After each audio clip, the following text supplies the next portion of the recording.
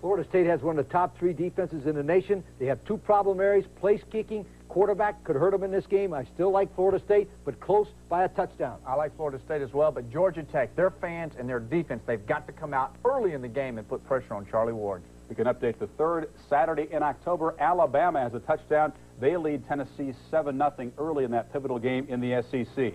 Tim Brando rejoins Lee and Craig at halftime. 2 big ball games to come. Enjoy Georgia Tech and Florida State, followed by a prime-time game in the Big 8, Colorado and Oklahoma.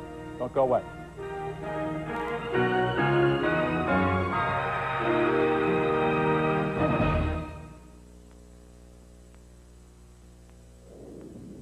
Today, Charlie Ward and Sean Jones renew an old friendship and rekindle an old rivalry. They grew up like brothers and became crosstown heroes of rival high schools.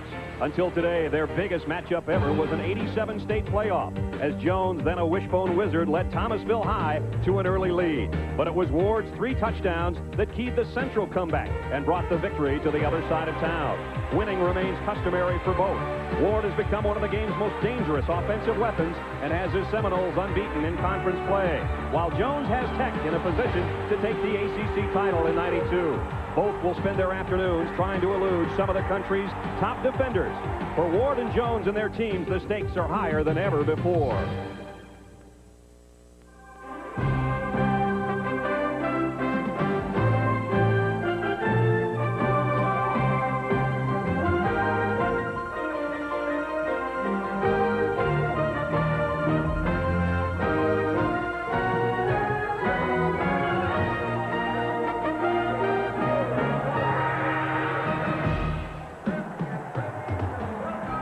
Bobby Dodd Stadium, Grant Field in Atlanta. And what a huge ACC battle we've got for you. The 16th ranked Yellow Jackets host the number 6 Seminoles of Florida State. And truly, for Charlie Ward and his Seminoles and Sean Jones and his Yellow Jackets, it is a huge game.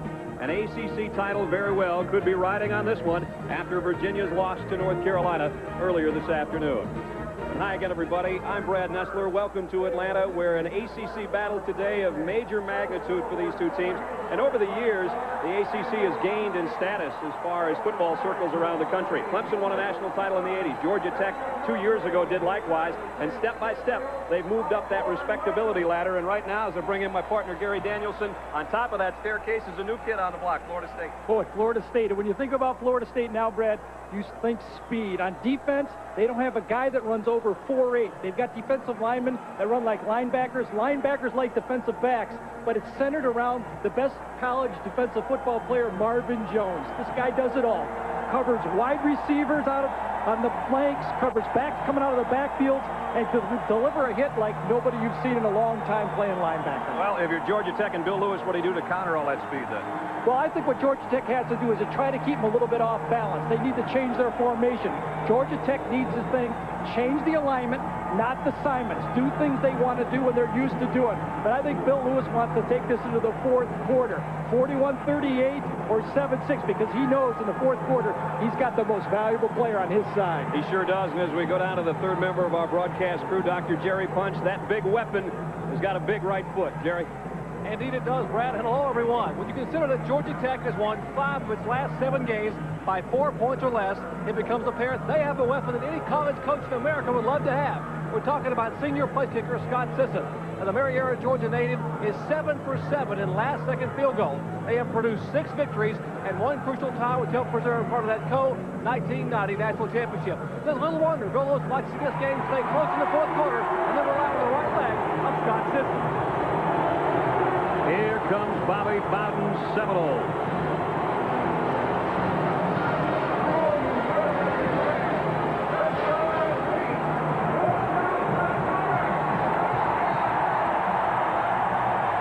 And the Ramblin' Wreck, always tough to collide with on their home highway. The ACC title hangs in the balance here in Atlanta.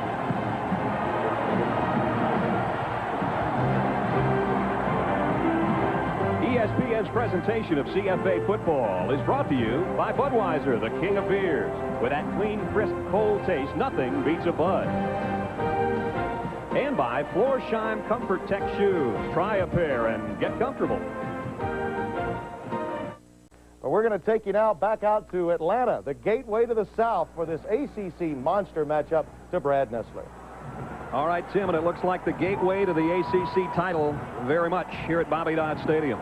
Georgia Tech and Florida State on a picture-perfect fall afternoon here in the South. 68 degrees. Just a little bit of wind this afternoon and partly cloudy skies over Atlanta.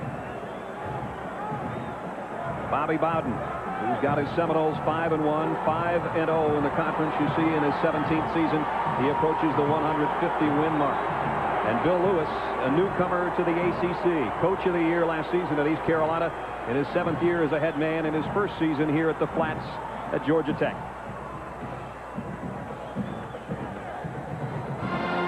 Florida State and Georgia Tech have played 8 times.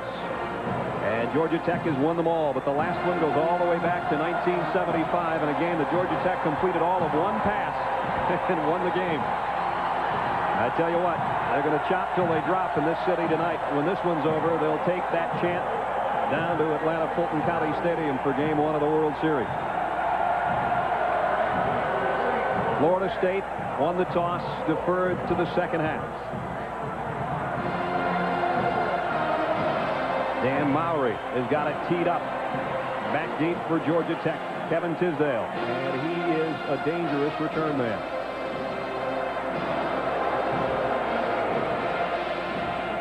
Georgia Tech 3-1 in the conference. Florida State unbeaten at 5-0. The winners got the inside track to the title. And we're underway.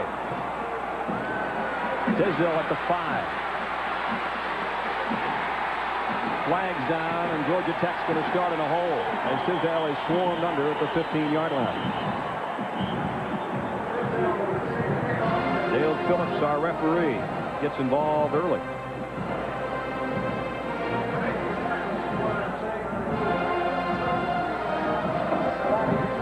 We have a block in the back against the receiving team at the second possession.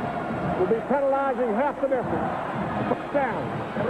So Georgia Tech will start in the shadow of their own goalpost with our McDonald's starting lineup looking like this. Sean Jones, who led Tech to a national title 2 years ago, joins Smith and Lincoln in the Tech backfield. His favorite receiver, Jason McGill, a career day with 3 touchdowns a week ago with Rodriguez and Papashak. Up front, a very young offensive line for the Yellow Jackets. Jason Dukes, just a redshirt freshman at 313 with Milam, Cheever, Brown, and Couchon. And Georgia Tech will work from its own 8-yard line. Jimmy Lincoln got it out to the 14-yard line, and that's where the Seminoles swarm around him. As we look at the Noles up front, Dan Putman, their leading tackler on the front line with McIntosh and Simpson. The linebacking core led by everybody's All-American Marvin Jones. Freeman, Alexander, and Brooks join him. And in the secondary, only one normal starter, Leon Fowler, in there with Levon Brown, Tommy Henry, and Corey Fuller. And over the course of the week, a few disciplinary problems taken against some of the regular secondary people. As Georgia Tech's got a first down across the 20 out to the 21-yard line is Michael Smith. Derek Brooks in on the tackle. Tech starting out the game with a quick draw on an off-tackle play, trying to take advantage of that speed from Florida State, who are going to try to penetrate the pocket and try to get into Sean Jones's face during this game. A couple good calls to begin the game. Georgia Tech at the 22-yard line. They will rotate their receivers much of the day, bringing plays from the bench. Right now, McGill and Rodriguez.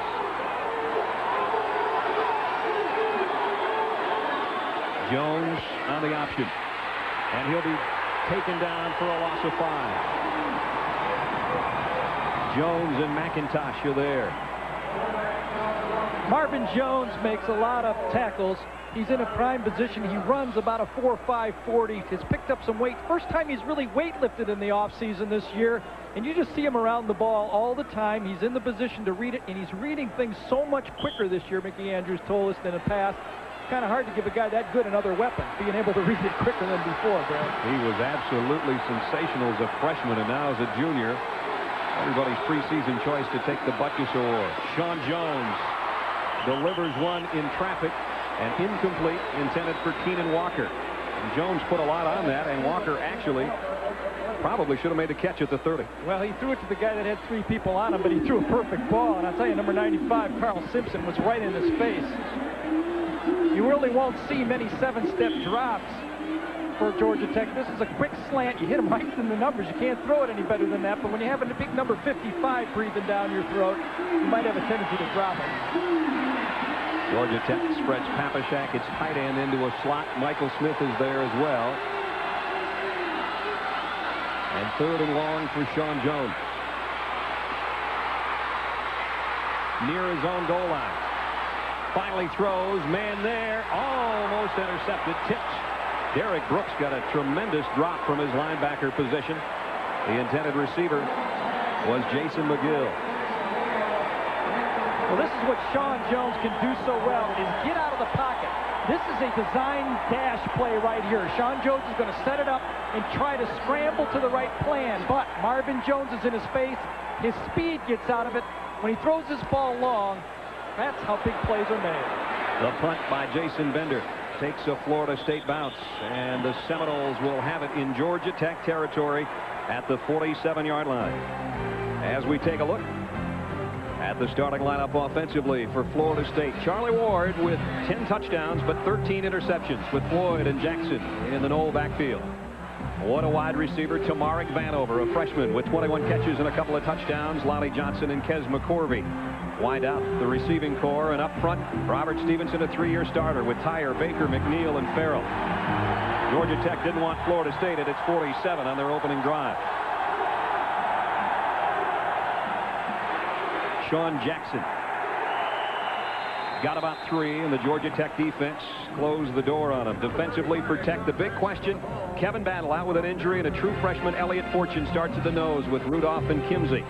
Marlon Williams, a very active outside linebacker with Jamal Cox, Mitch Jordan, and Tom Johnson. And in the secondary, Curly Day had been nursing a hamstring. He will start, though. We'll watch him. Peoples, Williams, and Flowers round out the Tech secondary core. It is 2nd down and 7. Nice play fake by Ward. Wide open. Floyd, the fullback, and a 1st down. Florida State at the 27-yard line.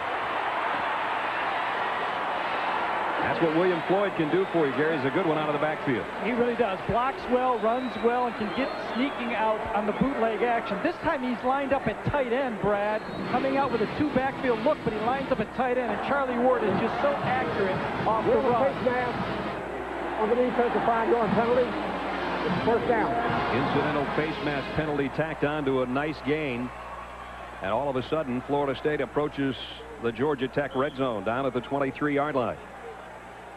We're just 3 minutes into the game.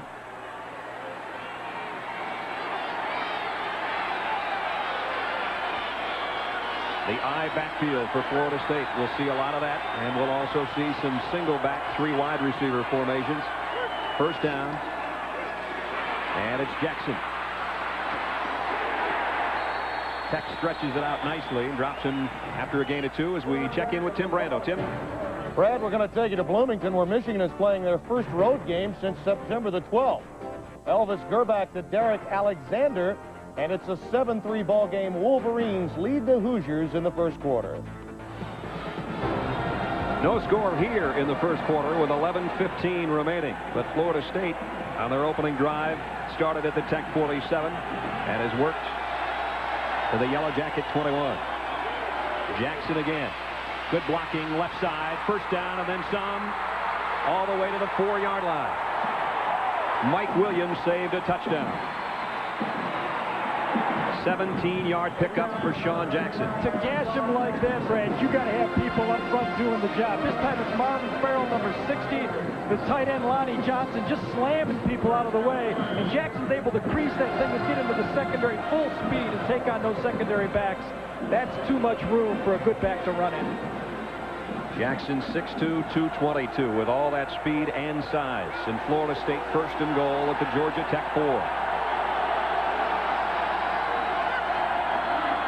Jackson one more time.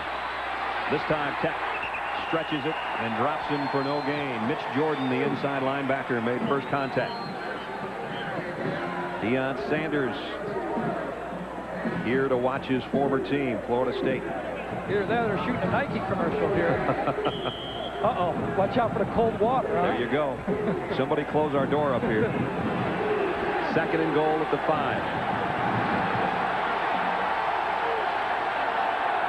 Shannon Baker, the lone wide receiver. Got an outside technique on him out there. They could hit him with the slant.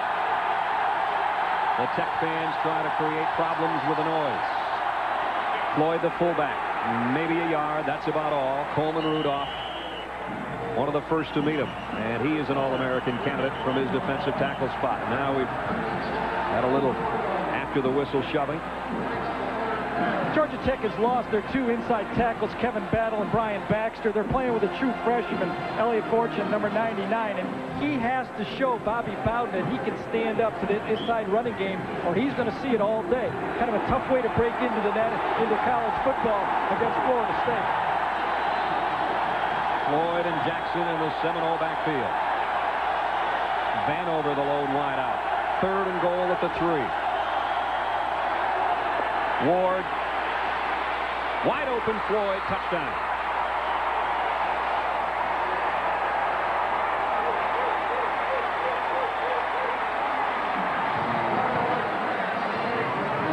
William Floyd with his first catch for a score this year. Well, Marlon Williams on the right side of your screen is going to collision him there, number 5, but he leaves him. On 3rd and 5 from the 5, you have to expect the play-action pass, especially with Florida State's outstanding backs coming out of the backfield. That was a breakdown for Georgia Tech. Dan Mowry in for the point after. Up and right through the middle. 9 minutes, 10 seconds to go first quarter, and it's Florida State by 7.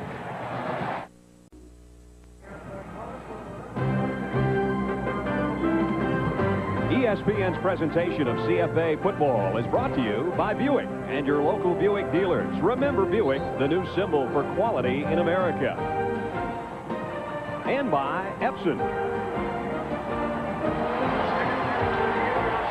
William Floyd, 2 catches on Florida State's opening drive. The second one good for a touchdown.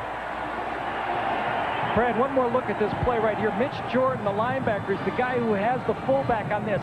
He just looks away for 1/2 second. That's all Floyd needs to get out into the flat. Ward looks around a little bit, but he found the right man.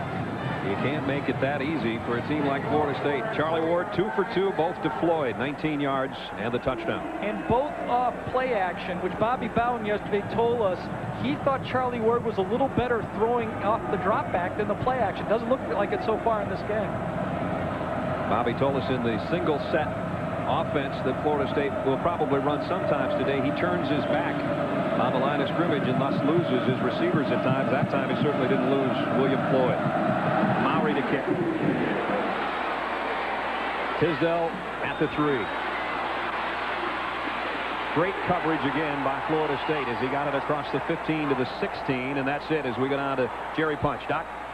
Guys, Georgia Tech's first offensive possession. The main concern by Steve Shankweiler, their offensive coordinator, was missed assignments up front of the offensive lines, and we cannot allow the Florida State speed, particularly at linebacker, to get through untouched. Twice in the first possession, they let linebackers come through, and Sean Jones didn't stand a chance. Back upstairs. The scoring drive, 47 yards and 3:37. And Floyd with the 3-yard catch for the 6. From the 16 is Georgia Tech first down.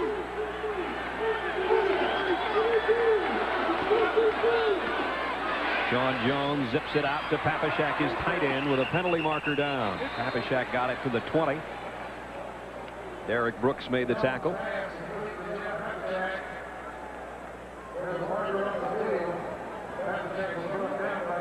As we watch the officials in conference before the call. Looked to me like Florida State lined up offsides. It is offside, Florida State, and we go to Tim Brando. Tim? Washington State, 7-6 was the score at this point. Watch as quarterback Drew Bledsoe off the play-action fake finds Brett Carolyn. They go for 2. Carolyn made that catch as well. UCLA has also just scored. It is 14-7. Bledsoe, one of those guys being mentioned as a possible #1 overall NFL draft pick. 1st and 5, Georgia Tech after the penalty. Marvin Jones all over William Bell. That's almost unfair. A guy that big and that good can read a play that fast. He's going to read this trap action and watch him hit it. He's running faster than the ball carrier at the line of scrimmage. You see tackle Jim Cushon try to get to him. If you don't run in full speed at the middle linebacker Marvin Jones, he's going to hit it with a mouthful in the backfield. Business major who meant business on that one. His business is going to be counting his checks when he gets to the pros one of these days. Second down and a long 5. Almost 6 to go. Straight drop for Jones. Almost had it picked off. Threw it right to the hands of the strong safety, John Davis. And Sean Jones a little shaky early.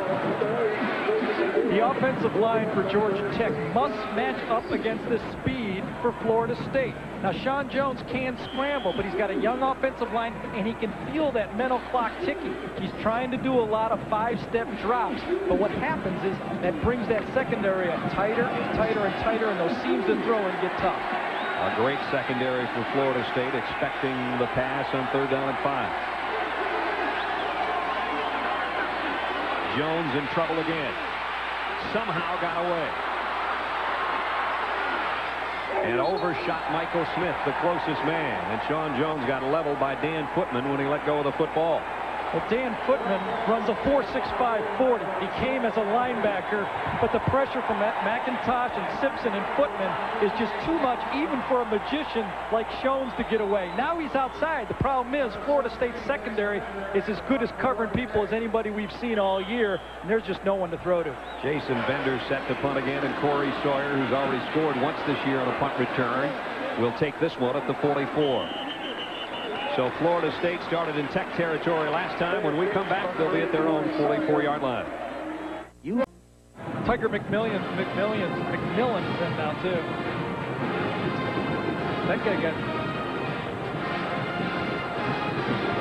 Well, remember Ernie Arrowhead Holmes? I don't think that's him. Hey, whatever it takes to show your support. 7:36 remaining first quarter. Already Florida State by 7. This their second offensive possession for their own 44. William Floyd got 1, and that's all as we go to Tim Brando. Tim? Brad, as you're well aware, Florida State's had its problems fielding some punts in big games. Watch this one. Washington State's Philip Bobo just fumbles it into the air. Michael Williams runs it 47 yards. It's 14-14 in the second. 7-0 Seminoles. They went 47 yards the first time they had it.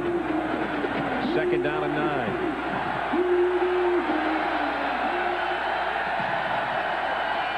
The end around coming. Vanover with tremendous speed. And he got the corner and got the first down. Knocked out of bounds by Mike Williams, the free safety. Vanover, the true freshman out of Tallahassee, goes 13 yards. The thing that you just marvel about Bobby Bowden is how he uses all his weapons. This time, Vanover, the true freshman, just glides. This guy runs 4.35 40, but he was a high school running back. And look how he dipped that shoulder near the sideline. Brad, I like those receivers that were running backs. Desmond Howard, the Rocket. I mean, there's people that can catch the ball and do something after with it. To the 42-yard line, Vanover with a first down. Florida State right back in Georgia Tech territory.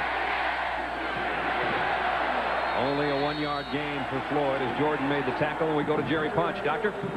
A fellow who needs no introduction at all, Deion Sanders here on the sidelines. And Deion, you came in here along with JC here, Jimmy Calloway, your fishing buddy and equipment man for Florida State. You spoke with the team last night. What did you have to say to them? I just told them to keep their heads on straight. You know, if one person could tell them, I could tell them adversity is always against me, but I'm going to always stay on top because I believe in myself. Let's go back up for the play. We'll come back down in just a moment. A 2nd and 9 play at the Tech 41. Tech thinks about a blitz and comes with it, and Ward delivers it incomplete, intended for Vanover. Jerry? Let's talk about what's going to happen in a couple of hours here, Deion. How about tonight? How do you see this World Series? We're going to win. We're going to definitely win. We're going to go out there and do what we've been doing, and we're going to win. Expanded role for you possibly with the DH with Toronto? I don't know. I try not to think about it, but, you know, if I get in, I'm going to go out there and do my best. That's it. Deion Sanders here on the sidelines of the Florida State University, former All-American. Let's go back upstairs to Brad Nessler. 3rd down and 9, Seminoles. with a 3 wideout set for Charlie Ward. Draw play. Floyd can't get away. Tex got it. Measured, and Mitch Jordan made the tackle. Bill Lewis told us what Tech needed in this game was some 3 and outs. And that's exactly what he got this time. 3 plays and get that defense off the field because they need 12 or 13 possessions in this game somehow.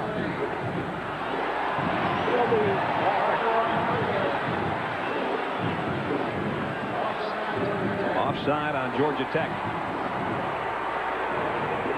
So that walks it inside the 40 down to the 36-yard line.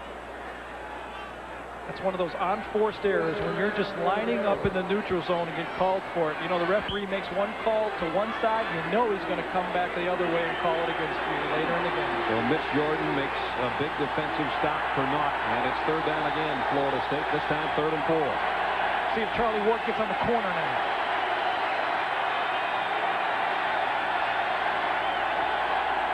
The Yellow Jackets 36. They fake the end around, and Ward's dropped by Williams.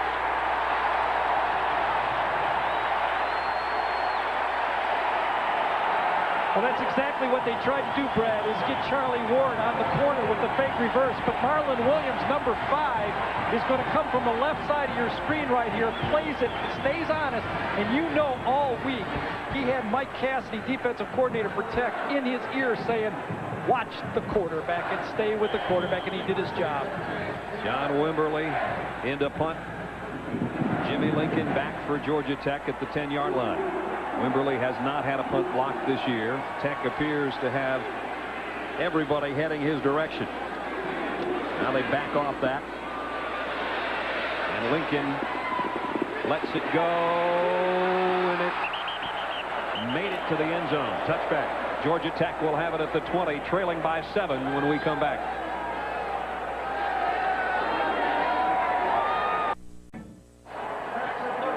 Well, if it's anything like last night's overtime game, that should be a beauty, huh?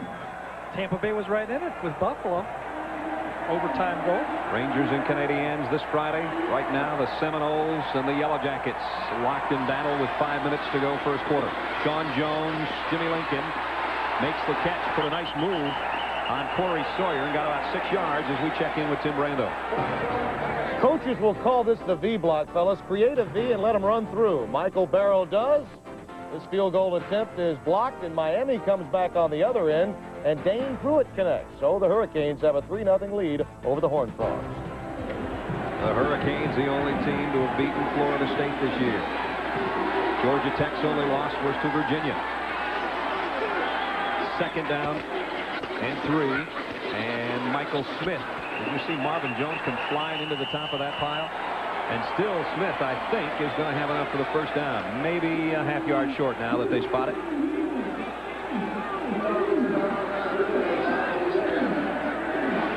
See Marvin Jones on the right side of your screen. He's lined up almost every time in the center of the field, no matter what formation they have.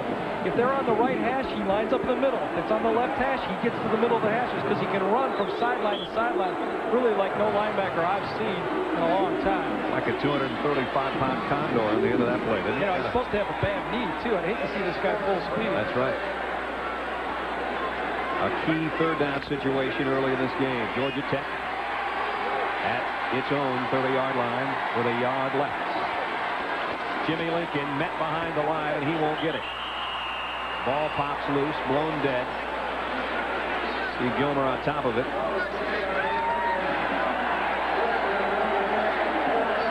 They're going to say Georgia Tech first down. I stand corrected. I did not think that he got to the line.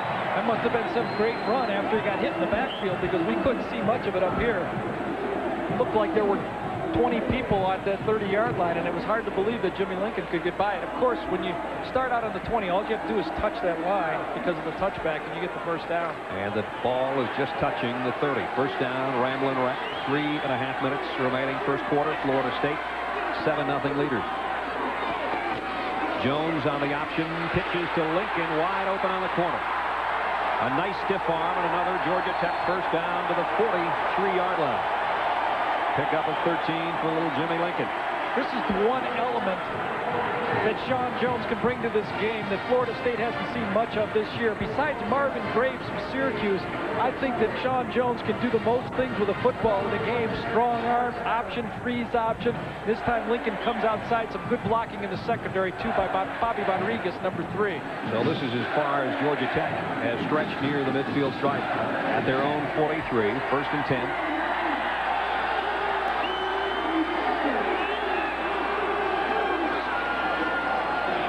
Jones goes down. Quick drop and then drop from the inside by Todrick McIntosh as we check in with Tim Brando. Alabama simply running the football and winning it with power football. On 3rd and 12, Jay Barker will scramble. 33 yards he goes down the sideline. He, along with Lassick, team up. Lassick with a 1-yard run. 201 yards rushing already. They're up 17. Florida State up 7 here, under 3 minutes to go, first quarter, and Georgia Tech now with a 2nd and 14 after the sack by McIntosh. Jones will roll and throw. Well, they got the sack yardage back and maybe a yard after that to Keenan Walker, who got peppered by Corey Sawyer on the corner. It will be 3rd down and 9.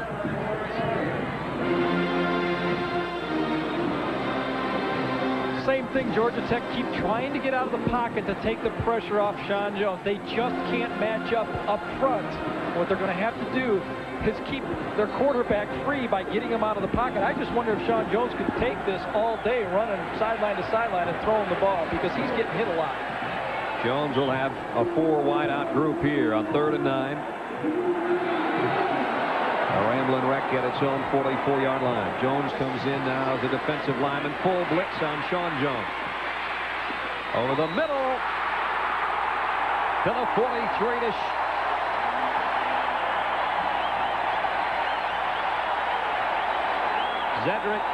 Cedric Zachary with a 1st down. You're going to see this. There's nobody back here. Everybody's out in this backfield, but it's Footman, number 58, that loses containment to the outside. And when Jones gets out of the pocket, he's as dangerous as any quarterback in college football because he has such a strong arm. Down to the 43 of Florida State. Sean Jones starting to settle in after starting this game 0 for 3.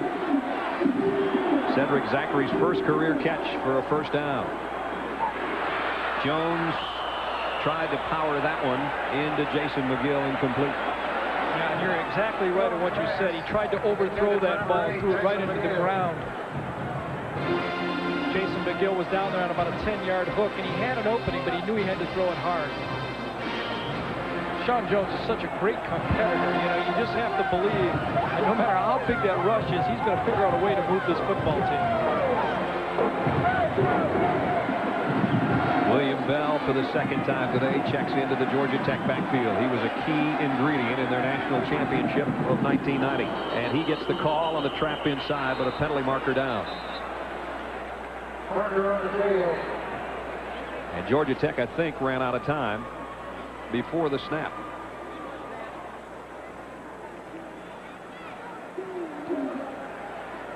We have a dead ball on the offense. False start. The running attack that they need is from William Bell, the 213-pound junior who had such a great year in their run for the national championship. You see that left elbow, he kind of hyperextended it right there, and he hasn't had any contact this week. And what Bill Lewis told us is that he has a better time running the football than blocking. That's really what's giving him his toughest problem. So when you see him in there, he's going to run the ball. With a loss on penalty, 2nd and 15. Blitz coming again on Sean Jones, running for his life. And he got buried after he let go of the ball, and a penalty marker down. Marvin Jones maybe got too much of Sean Jones. Well, you're right, he was running for his life that time. Marvin Jones just closed the gap from the outside. It was a blitz. The same blitz 28 times they ran against Miami. You're going to see Clifton Abraham from the backside coming, number 2, a corner blitz from the backside. But Jones is going to come into your picture right now. Watch this speed.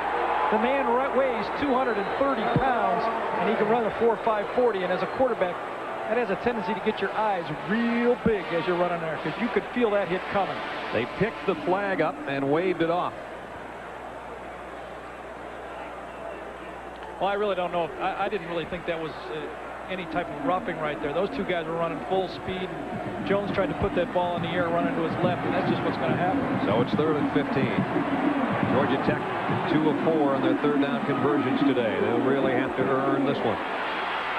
Sean Jones to Michael Smith in the flat. But the Seminoles have just got too much speed, and now a flag flies in again. We may have a face mask at the end of that play at the 41-yard line, which would have been well short of a first down. Yeah, it was Corey Fuller, number 4. He played it beautifully that time. Florida State dropped in a zone, and then he grabs at the last second.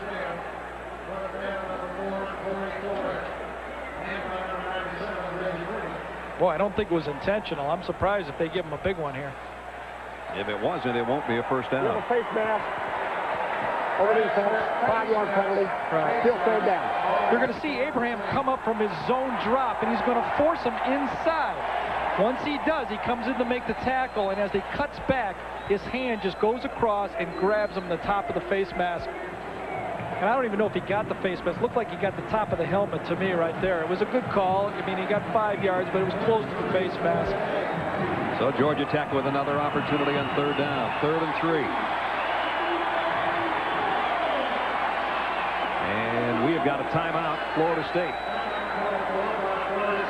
With 1:06 left first quarter, and Florida State up by 7.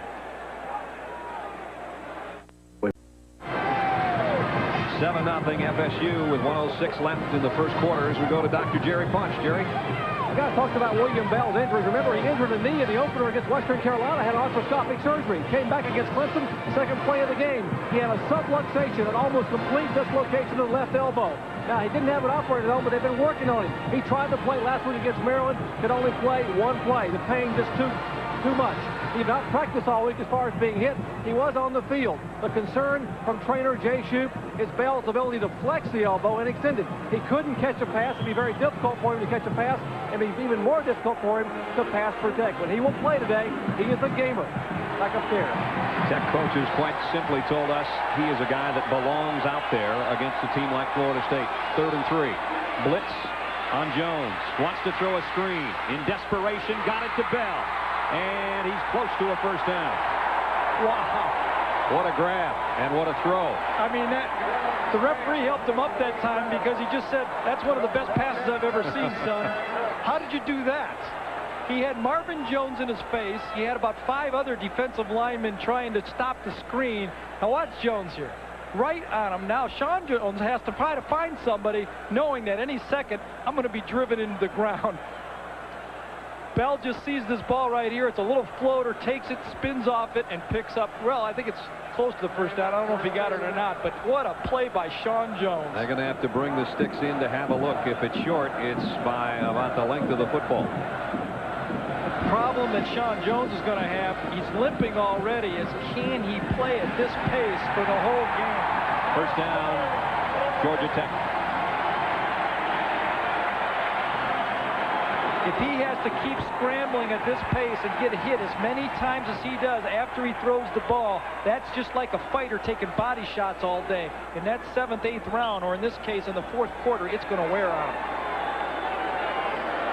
Every pass he's thrown, I'm sorry, Brad, he's been driven into the ground like this, probably by the best guy on the football field. That's an ESP in your face, huh? From the 33, first down. Finding a little opening on the left side is Dorsey Levens with his first carry as we check in with Tim Brando. Tim? Brad, it appears that the Wolverines are going to get their 16th straight Big Ten win. Take a look at this. Tyrone Wheatley. A big day for him. This time 54 yards. It's 21-3 Wolverines in the second quarter. How good is that guy, Gary? Well, Brad, I don't know who's going to win the Heisman this year, but I bet you I know who's going to win it next year. I'd say Tyrone Wheatley's the leading candidate for it. And Dorsey Levens got about 4 yards to end quarter number 1 in Atlanta. A good one going. Florida State at the end of 15 out in front by a touchdown.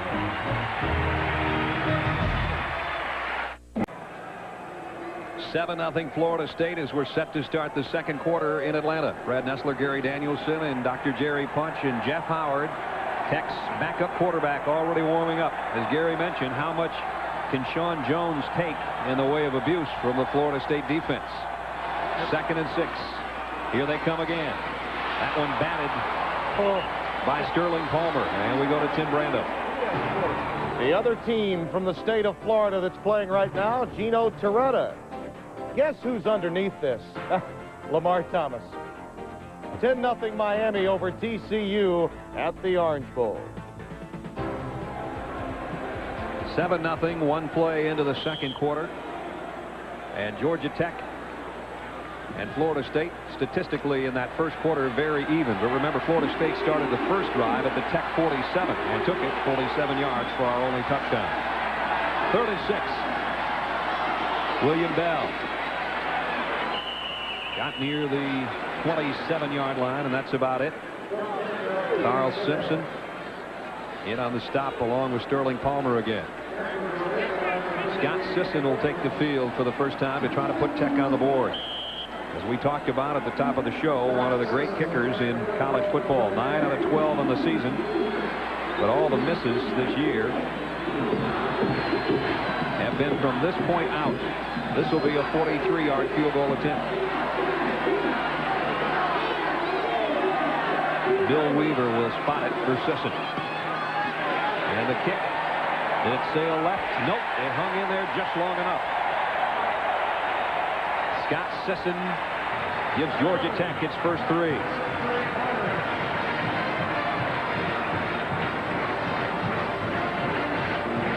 What's so important about Tech putting points on the board right now, Brad, is they had a successful drive. They moved the chains. They kept the ball away from Florida State, and it just sneaks in the left side before it went wide. It's nice to have that type of weapon. It sure is. Sisson is some kind of weapon. His 10th field goal of the year. IndyCar racing coming up tomorrow on ESPN. Toyota Monterey Grand Prix at 9 o'clock Eastern Time. It's the final IndyCar race of the season. Bobby Rahal is the leader. Michael Andretti is in second. Al Unser Jr. in third. It all comes down to this race tomorrow, 9 o'clock Eastern, right here on ESPN. I think part of the game plan for Bobby Bowden so far in this game was to get off slow, gain some confidence in Charlie Ward, to let the game come to him a little bit. You know, he's 2 for 3 now and has moved it. I look for Florida State to open this game up now and try to spread it out to their great wide receivers. One of their great wide receivers, Tamarick Vanover, is back deep. And what kind of kick returner is he? Tries 66 yards per return and 2 touchdowns already this year. Bill Lewis told us if he had a favorable wind in this game, he would try to kick it out of the end zone. If the wind was in his face, he would try the high lob. I would say he's got a favorable wind. Let's see if he sends it. The wind is blowing behind Scott Sisson's back. Tiger McMillan also back deep for Florida State. Already, though, Vanover's got a 96-yarder against Duke and a 94-yarder against Miami, to his credit.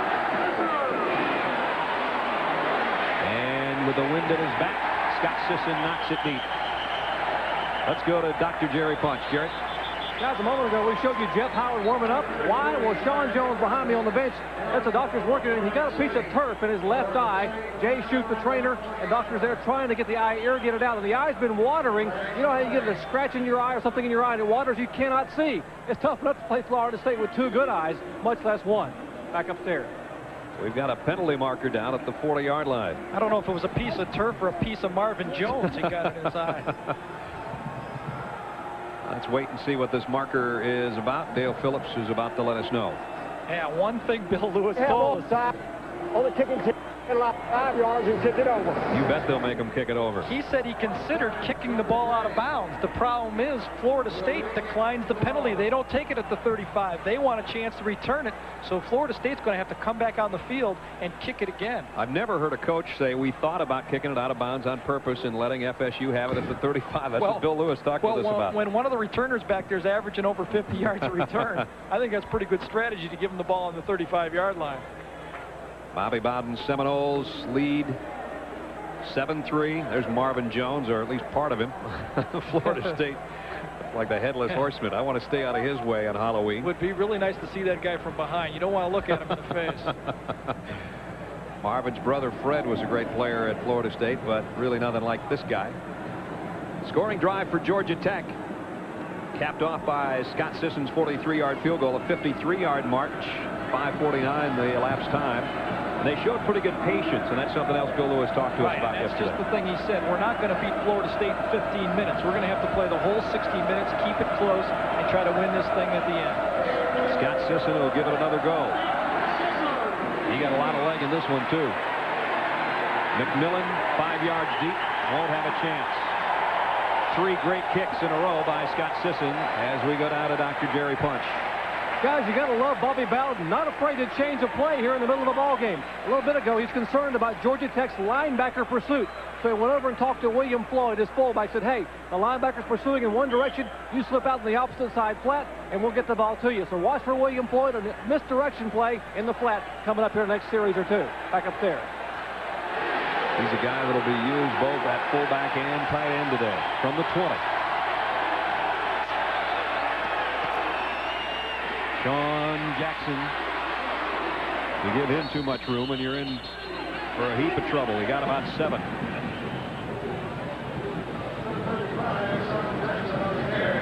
As we look at some other scores from around the country, Purdue leading by a touchdown over Wisconsin. Boy, and after knocking off Ohio State, that'd be a tough upset for Wisconsin to lose that football game. Sure would. You know, one of the problems, Bobby Bowden said he had more complaining from the players after their victory over North Carolina than he had against the loss to Miami. And what really has happened is he's got so many great skilled players as they all want to get involved in the game. And it's really nothing against the team. They just all feel they can contribute. Very delicate job he has of keeping everybody happy. When you've got receivers like Kez McCorvey and Shannon Baker and Vanover and Kevin Knox to try to give all of them a piece of the pie is not easy. Second and short. Floyd's got a first down as he goes head-on with Jamal Cox, the sophomore linebacker for Georgia Tech. And Floyd won that battle, at least enough to pick up the first. Well, number 99, the nose tackle, the true freshman, Elliot Fortune this time, actually beats his man at the line of scrimmage. You're going to see him on the left side. He's going to make a little Olay move, gets him into the secondary, but Floyd has those good feet to just dodge him and get into the first down position.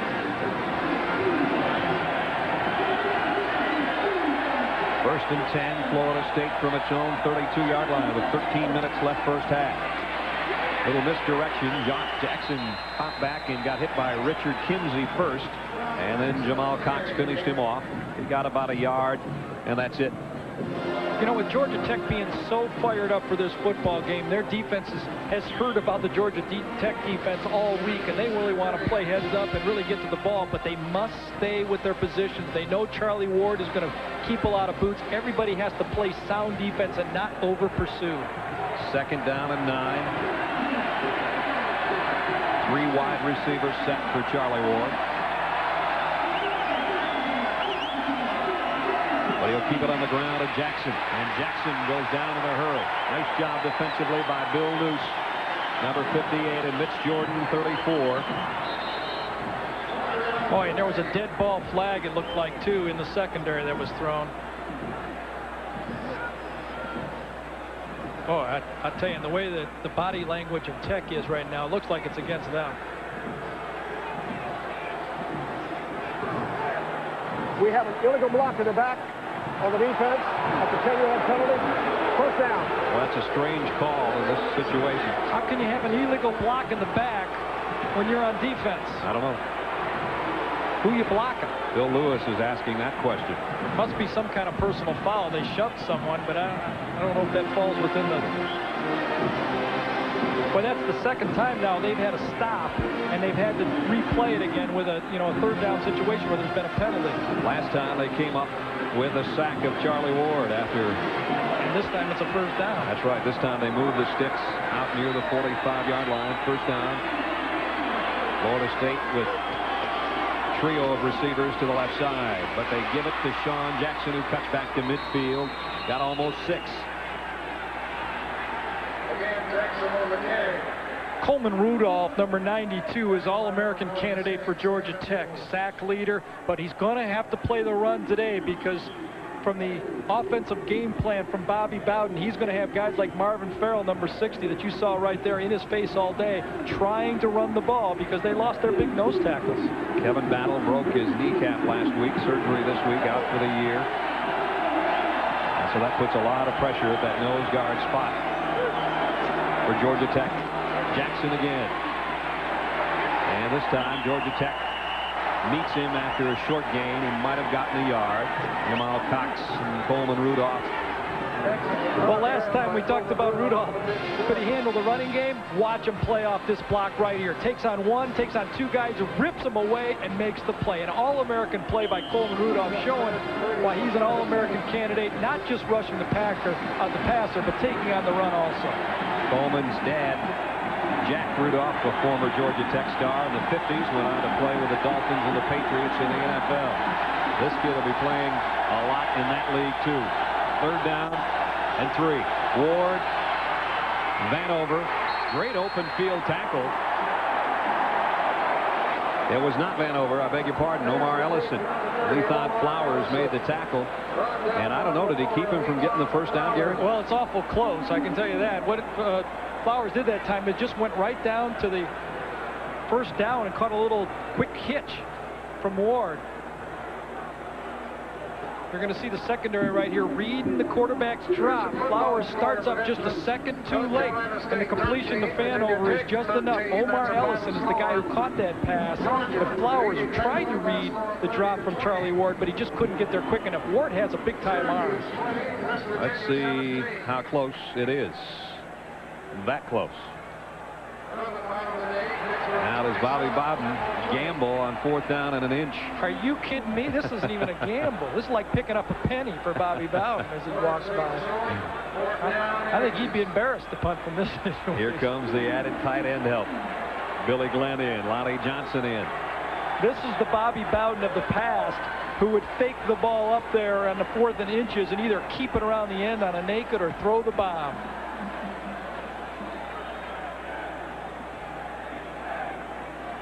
So with 10 minutes and 20 seconds left in the first half, and Florida State in front, 7-3.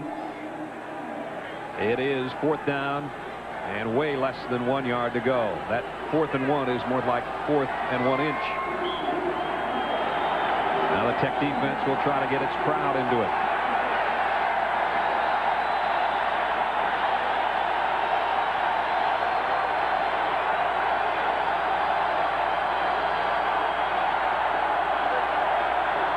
Floyd has the first down, but not by much. Tech does a nice job. Jamal Cox and Mitch Jordan, 2 inside linebackers, stop him, but he got a yard.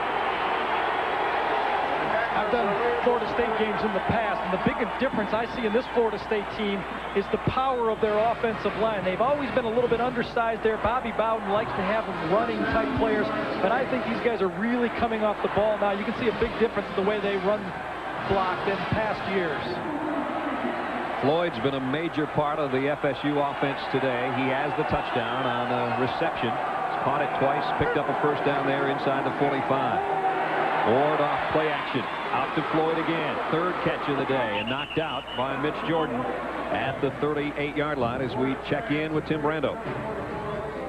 BYU is trailing 21-7 in this ball game against the Lonesome Boys from Laramie, and Jamal Willis takes off 23 yards with this touchdown. With 9:44 left in the game, it's 31-21 BYU over Wyoming. 9:33 left first half. With Gary Danielson and Dr. Jerry Punch, I'm Brad Nessler from Bobby Dodd Stadium in Atlanta. 2nd and 3 for the Seminoles. Floyd, wide open field, all the way to the 20-yard line. Mike Williams brought him down. 17 yards for Floyd, who comes up limping. I'll tell you, give the credit to that offensive line. It's the split side of the line this time. Lewis Tyre and Robert Stevenson, their 3-year starter, are just going to slam everybody down. Stevenson picks up the linebacker, number 39, Jamal Cox, and Floyd is into the secondary with a big gain. Right at the end of the play, let's see, looks like he gets hit right on the top of the knee. Zach Crockett is the guy, I think, who came up and got it. At the 21, the toss to Jackson with a blocker in front. And Georgia Tech stops him at the 18-yard line. Mitch Jordan, who's been an active linebacker, in on the hit, along with Don Hickson. As they check William Floyd's left knee, looks like he's ready to come back in. after a drink of water. I mean, that knee's really bothering me. I need a drink of water. Mitch Jordan, who's been Tech's leading tackler, just limped off as well. 2nd and 7, Florida State at the Georgia Tech 18-yard line. See if Ward puts it up. Nope, straight up the middle. To the 13-yard line goes Zach Crockett. And Mike Williams from his free safety position made the hit. Crockett, a junior out of Pompano Beach, and the same size, really, as William Floyd, a little bit taller, but he's got quite a wallop, too, 225-pounder. Kind of interesting about Charlie Ward. He's so much in control of this game. What Bobby Bowden told us yesterday is he's learning about Charlie Ward as Charlie Ward is learning what he can do in this game. He has to learn what plays Ward can run well. Another 3rd down for Florida State. Again, the fullback. And it looks like a first down for Zach Crockett. Rodney Wilkerson made the tackle for the Yellow Jackets. Defensive coordinator Mike Cassidy told me yesterday that 80% of the time when Florida State is in the I formation, they're going to run the football. Problem is, about 90% of the time they have you outmanned because they got an offensive line that just backs you up off the line of scrimmage. They really miss Battle and Brian Braxter, the 2 nose tackles. They just don't seem to be able to stand up inside. Floyd is checked back in at fullback for Florida State. The up man in the Seminole I. First down just outside the 10-yard line. Ward with plenty of time to the corner, incomplete. Intended for Kes McCorvey, and we intend this for Tim Brando. When you start talking about teams that are left unbeaten, you got to start thinking about Mike Price's team, Washington State's Deron Pointer. Look at him go. 97 yards against UCLA in the 3rd. 21-17 Cougars. 7-3 here as Florida State was just flagged for holding. And Tech will definitely take that penalty and have it backed up near the 25-yard line. Remember, Florida State's Achilles heel, if they have one, has been their field goal unit.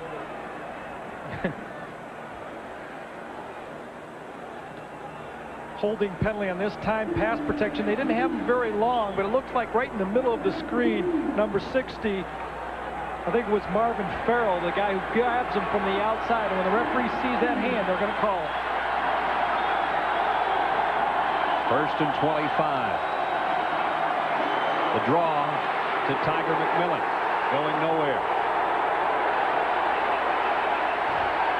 Whoa. Rodney Wilkerson, sophomore out of Franklin, Georgia. I'll tell you, Rodney Wilkerson looked like he had the ball on that play. He was moving so fast. That's because last year he was a fullback. He's going to come in as linebacker. Watch him accelerate through this tackle and put a hit on him, and that's a classic way to play linebacker. We've seen it from Marvin Jones, but now we've seen it from a new fullback who's playing linebacker, Rodney Wilkerson. Good thing about that head-on collision, both helmets are gold. You'll never see the scratch. 2nd and 25, Seminoles. 6:40 remaining first half, 7-3 Florida State. Again, it's McMillan with a head of steam, and he goes down this time at the 16-yard line. Mike Williams, the free safety, came up to make the hit.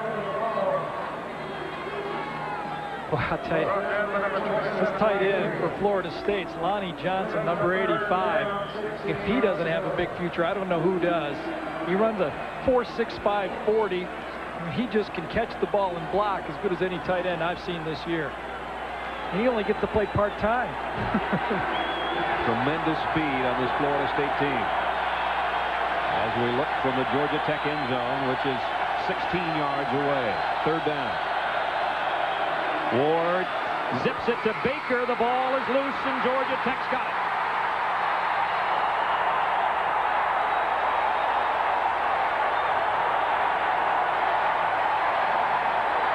The freshman making his first start comes up with a loose football.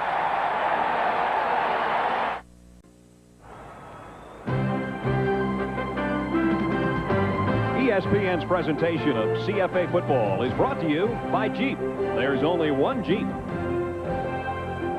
And by Little Caesars Pizza, where you always get 2 great pizzas for 1 low price. 7-3 Florida State. I'll tell you, this pass, Baker was open, but Charlie Ward throws it slightly behind. Watch how he has to turn for it, and that's when Mike Williams, number 27, comes in and makes the big hit, and the freshman, Elliot Fortune's the guy who ends up getting this one. If this had been a perfect pass, I don't think there would have been a fumble on the play because Baker never saw him. Jeff Howard is the new Georgia Tech quarterback with Sean Jones having been shaken up.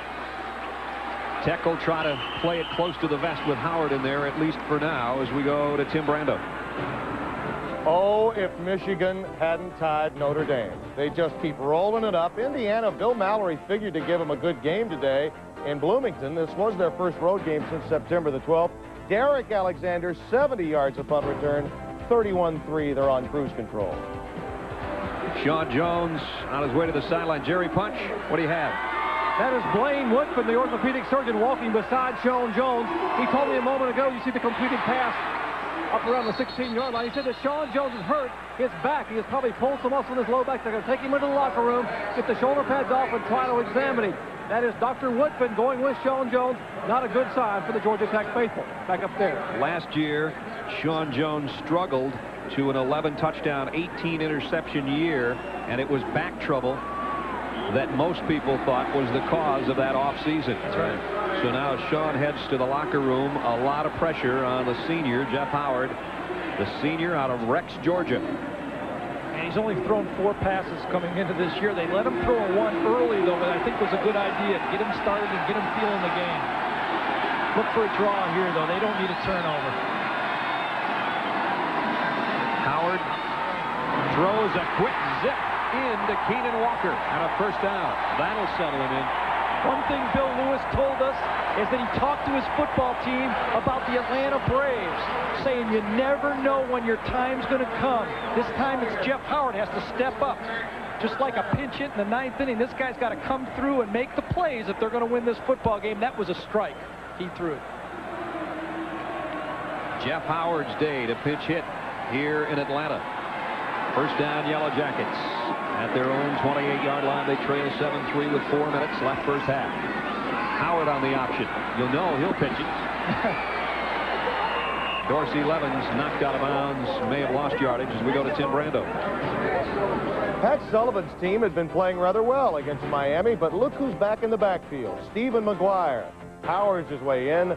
Canes up 17-0 midway through the second quarter. Under 4 minutes remaining first half in a tough ACC battle here at Bobby Dodd Stadium. See Marvin Jones, the fullback, actually goes the wrong way this time. That might have confused the big guy, but he's running sideline to sideline.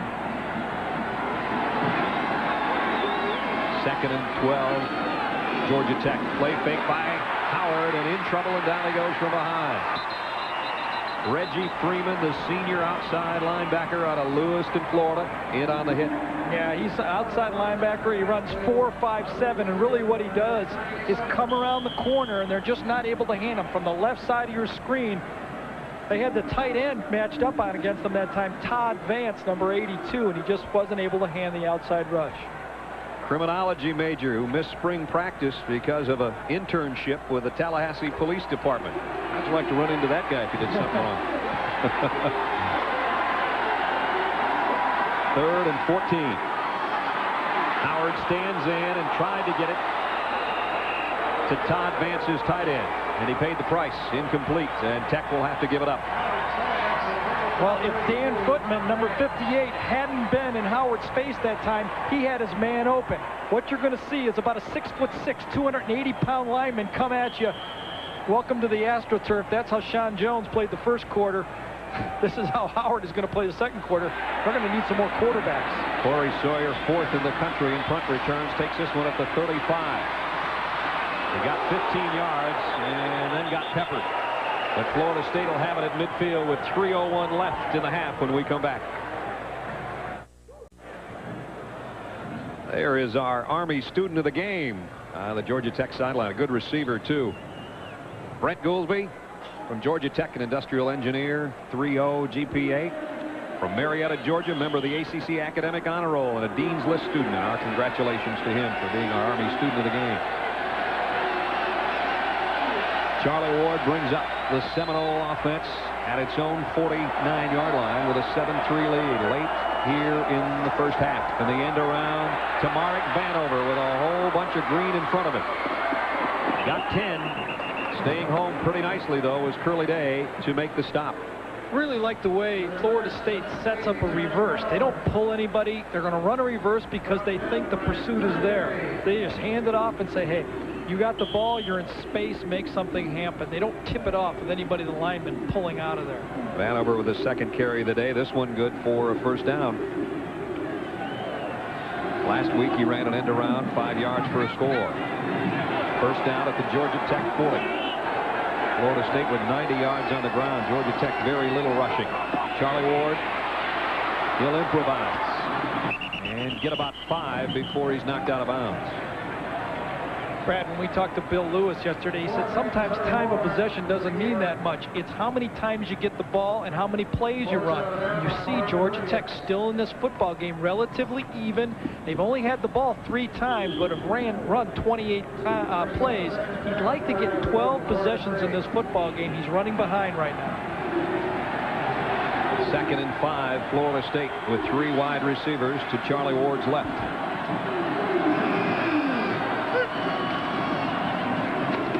They give it off to Tiger McMillan, and he's got a first down.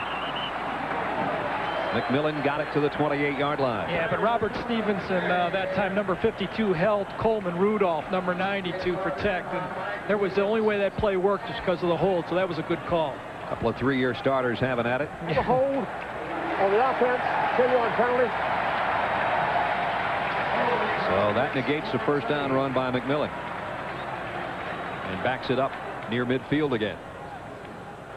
Robert Stevenson's one of the few guys blocked for Emmitt Smith in high school, that is. Of course, the Dallas player who played at Florida State, you can see him holding him right there. He's got him under the chin, around the left side. If he had one more arm, he'd be driving him in 3 places. Now it's 2nd down and 18. Defensive coordinator Mike Cassidy has to be thrilled to still be in this game 7-3 right now. They're bending, but they're not breaking. Nice play fake by Ward, deep middle, and overshot his intended receiver, Kes McCorvey. Marlon Williams came on a blitz and got in Charlie Ward's face mask.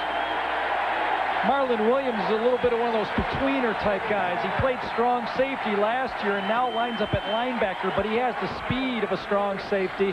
That used to mean that you ran a 4.8 or 4.9, but not anymore. These guys are 4.5 when they play outside linebacker, and he really closed on that play and made Charlie Ward hurry his throw. We expect a throw from Charlie Ward again on 3rd and 18.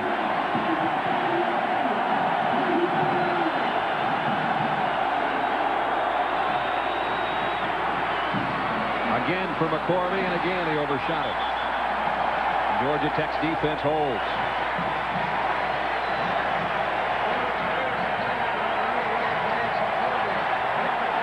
Well, he had time to throw that one, but let's see if Robert Stevenson again doesn't hold. He's got his left hand on him, and he's pushing from behind. I don't know.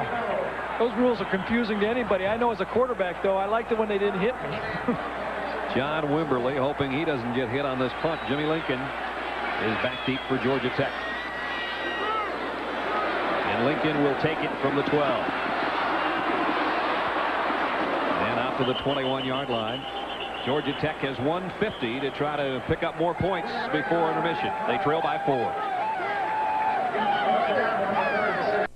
Honey, the dishwasher's backing up in the sink. Call ASAP. Who? ASAP Plumbing. Oh, that's their name. That's right. Call ASAP Plumbing. They come anytime, day or night, for the same rate. Whether it's plunging a drain, a leaky water heater, or if you need a complete remodeling job. ASAP Plumbing can do it all and do it right. Mention this ad and get a $10 discount. Call ASAP Plumbing at 798-2938. They're in the new community telephone directory. What's the perfect treat? Plain hooky, but the hill. Taking a little dip. Those calories. Indulging in something that sparkles. Watch that budget. New clothes, stuff for the house. I'd love to go bargain shopping without going anywhere. Yeah, just stay home and go shopping. Home shopping. Perfect. Home Shopping Club, the guilt-free guaranteed way to treat yourself. A great bargain always feels so good. Impossible to watch all the NFL action on Sundays. Right? Wrong. See every bone-crushing hit, every big score, and every key play from every game in just 60 minutes of non-stop excitement. Football's fastest hour when you're hungry for action. NFL Prime Time, Sunday night at 7 Eastern, only on ESPN.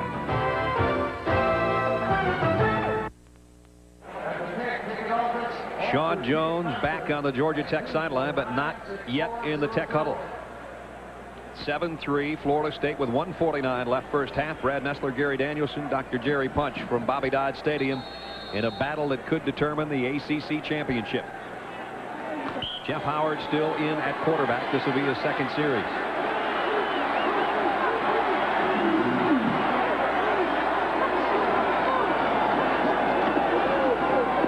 William Bell with a flag down, spins his way out to the 24-yard line. Penalty marker down.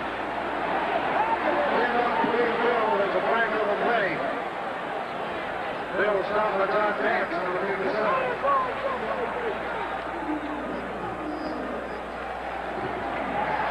We have offsides on the defense. Still first down. Well, that's great news for Georgia Tech right here with that man coming back out on the field, Sean Jones. And give credit to Jeff Howard. You know, just not fumbling the snap. Snap count not messed up. He completed 2 passes. He did his job. He got his team to this position. No major catastrophes. That's what a backup quarterback has to do in that situation. And now a guy back at the helm when healthy. One of the great 2-minute warning quarterbacks, 2-minute quarterbacks in the country. Zips it out, overshot Jimmy Lincoln, and Sean Jones gets hammered again by Sterling Palmer. Yeah. I'll tell you, they got a pair of bookends over there. One time it's Reggie Freeman. This time it's Sterling Palmer. He started a couple games last time, but this is this bootleg action where they really don't block the end man on the line of scrimmage. They hope that he'll go for the fake. They're not going for the fake with these quarterbacks anymore. They're zeroing in on the quarterback. They say if they can run the ball, run it, because we got to keep that quarterback in the pocket for both teams. What little pocket there is at times collapses so quickly when you've got that kind of speed. Bell, big opening.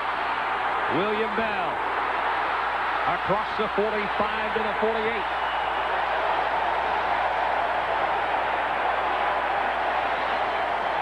"24 yards for William Bell." Steve Shankweiler, offensive coordinator, said he's an explosive runner. Well, he explodes into his own man, Gary Brown, number 68, on the trap block. But when he gets in the secondary, you see the type of ability he has. They said if he's in the game, we have to run him. As Brad said earlier, he's just too good not to be on the field. There you see Steve Shankweiler. Georgia Tech out to their own 49-yard line, and now they're in a position to try to get some points before halftime. And a whistle stops play. Florida State was trying to call timeout. I don't know if they got it in time. They did.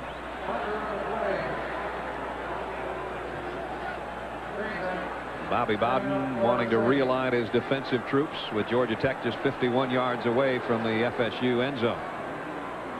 Some Big East heart stoppers today. That's what Tim and the gang will take care of at halftime, along with a look at Alabama, as Coach Brando calls it, against Tennessee. Is that a different school than Alabama? Are there 2 of them? And a recap of ACC play, which saw North Carolina pick off Virginia, which really sets the table for this game and the major consequence of whether or not this indeed will determine an ACC champion. Sean Jones and the Georgia Tech group on the sideline. And Jerry Punch has an update on Sean Jones' condition. Doctor? Well, the good news, Sean Jones back on the field, as you saw a moment ago. I spoke with Dr. Blaine Woodford, who's the orthopedic surgeon. Sean went in the locker room. They tried some topical treatment for muscle spasms, which includes ice and some topical anesthetic. Now, he's back in the game now.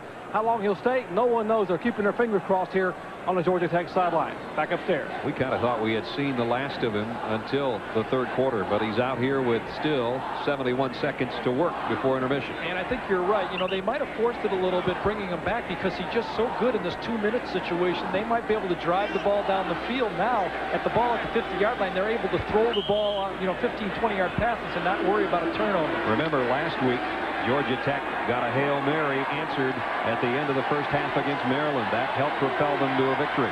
Empty backfield here. Jason McGill, the guy that caught that touchdown pass against the Terrapins. This one intended for Jimmy Lincoln, incomplete. And pressure from Todrick McIntosh, the nose man.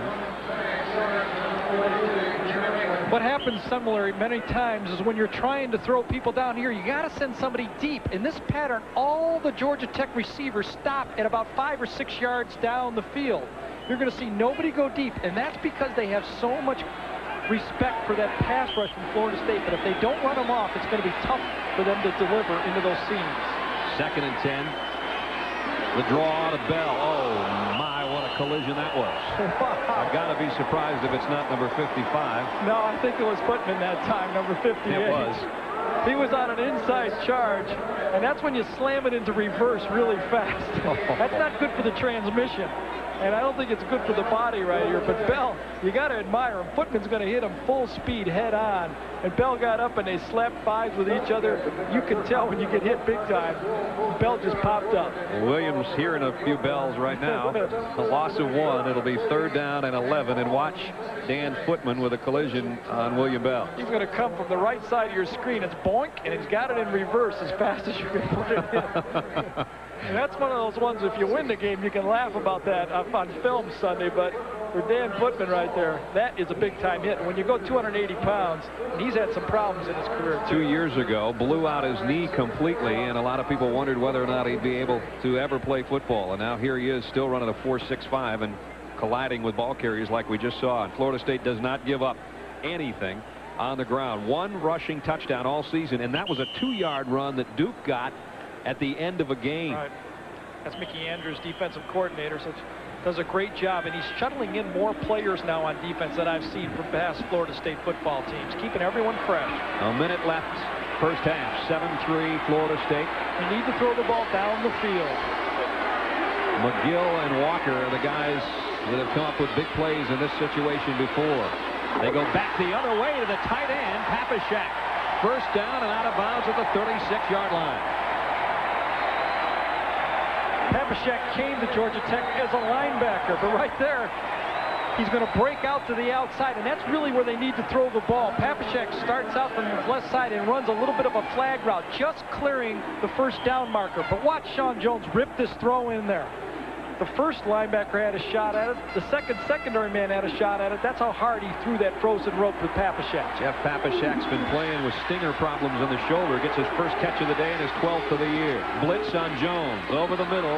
Incomplete. Papashak again there. And so was Jason McGill. Right. He intercepted that one from McGill because McGill was really upset. And that's exactly who he was throwing the ball to. Sometimes when you have a blitz, a lot of players are breaking off routes, and that's why they become a little more crowded and out of sync. But that was a good throw that Papashak almost intercepted.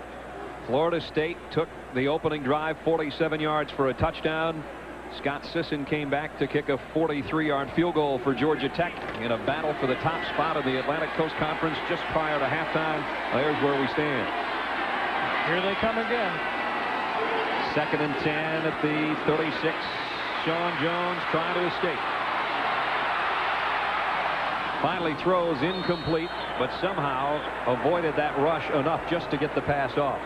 Yeah, Florida State brought 6 rushers that time, not enough for Tech to pick up, and Sean Jones is very fortunate that he runs about a 4.5 40 because most of the guys he's running against right here, watch Reggie Freeman, 6'2", 235, coming from his backside, number 97, and Jones just gets it off. Scott Sisson's career-long field goal is 51 yards. Tech needs to get it a little bit closer for him to have a shot.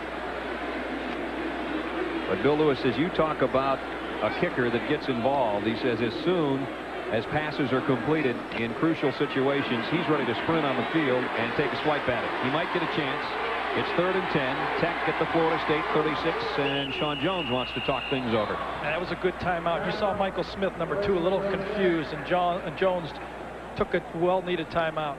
Tech still has 1 timeout left, as Sean Jones says, I know I got 1 left, and I don't want to waste the opportunity. Don't forget, NFL Game Day gets things going tomorrow, the most comprehensive pregame show on television. Chris Berman, Tom Jackson, and Joe Theismann will set up the day in the NFL for you. Inside info, features, and a lot more. And then they'll come back with NFL Primetime. If it happens Sunday, you'll see it on Primetime Sunday night. Fastest hour of TV will bring you every highlight and every score from the day in football.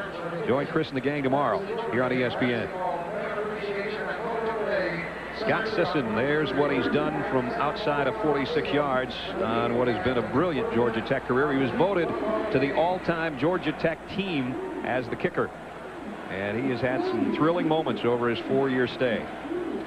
I'll tell you, you can have all those kickers that can kick the 60-yarders. Give me the guy that can make those 30-yarders when the clock's running down, because that's really when they prove how valuable they are. Yeah, this kid can do that.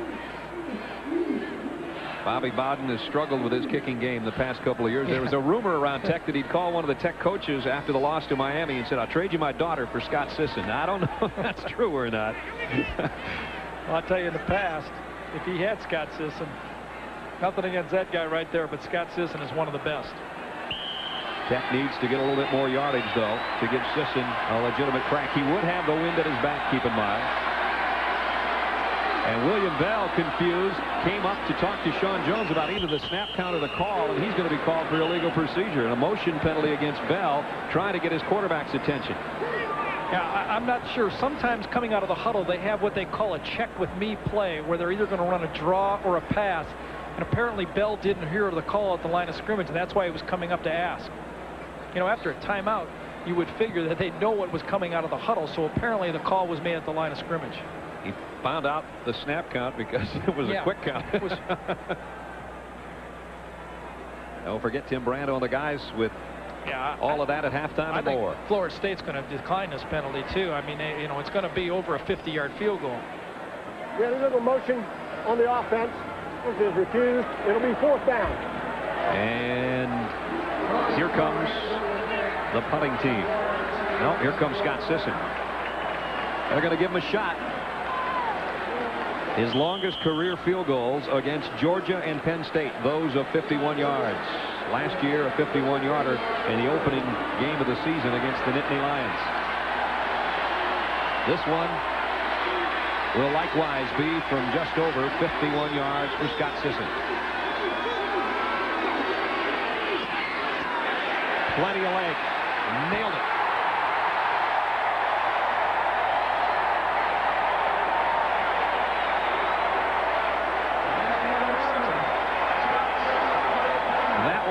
Good from a lot deeper. I don't want to say he made it by a lot, but the guy in the tunnel caught it. They almost caught it on the first deck of the Wardlaw building down there in that end zone. Here's another look. I mean, how pure can you do this?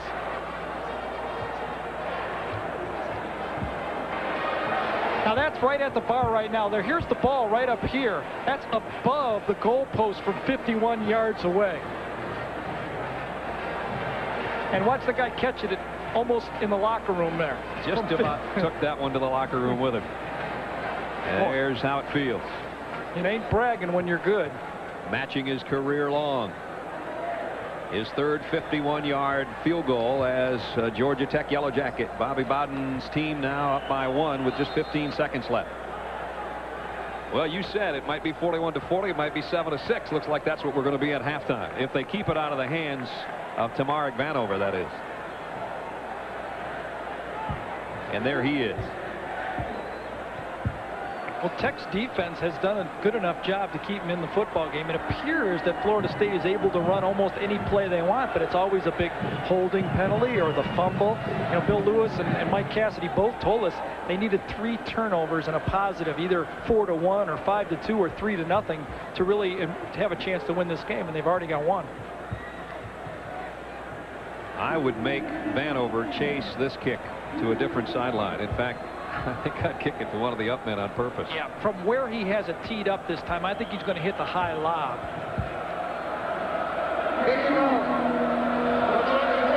There it is to the near side. McMillan runs up on it. It goes out of bounds. They'll make him kick it again, probably.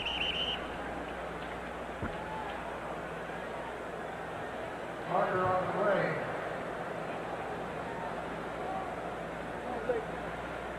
Bill Lewis says, I just want my team with a chance in the 4th quarter. And we've got 2 quarters of ACC football left. after the final 15 seconds of the second quarter. Florida State's going to take the football this time. Yeah, now that surprises me. Yep. Last time they didn't. You know they're going to throw the Big Ben type play right here, and maybe he wanted the extra 5 seconds. What would be a neat combination right now is to line up with the 3 wide receivers and try to throw a comeback to about the 50-yard line right there and get it in a position for one more play to get it into the end zone. Florida State has 1 timeout remaining as well with 15 seconds left in the half.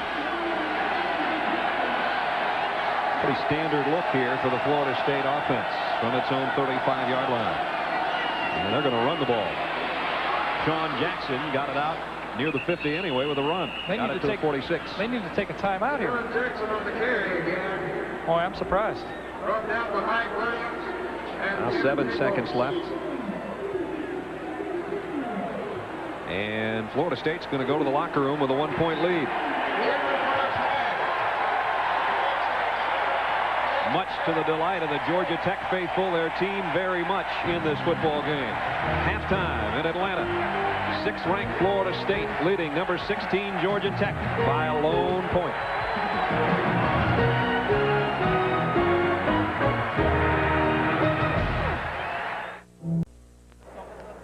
Just about set to start the 3rd quarter in Atlanta. 7-6 Florida State with a lead in a key ball game.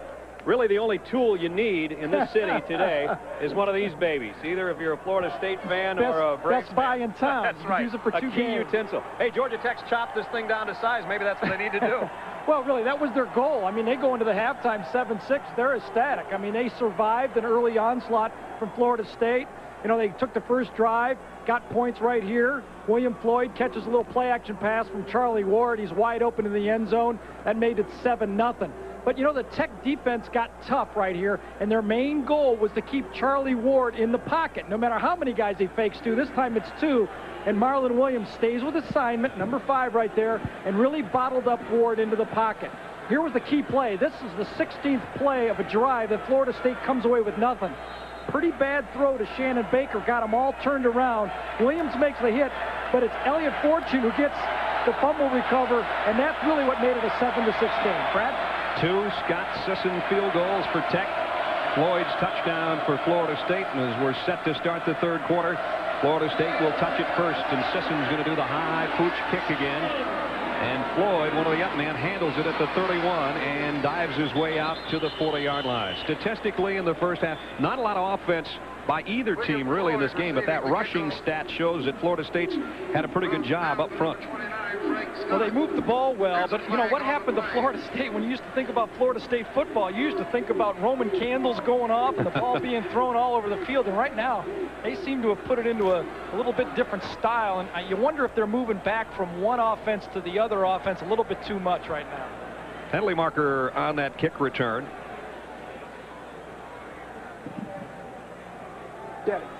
We have delay? No, sir, no. We have this spot on the receiving team. That's Bill Lewis yelling. He's saying no, sir, too, because it's right in front of Bill Lewis right there. At least he's polite about it. You know. Bill Lewis runs 4 miles at lunch every day. Bobby Bowden doesn't.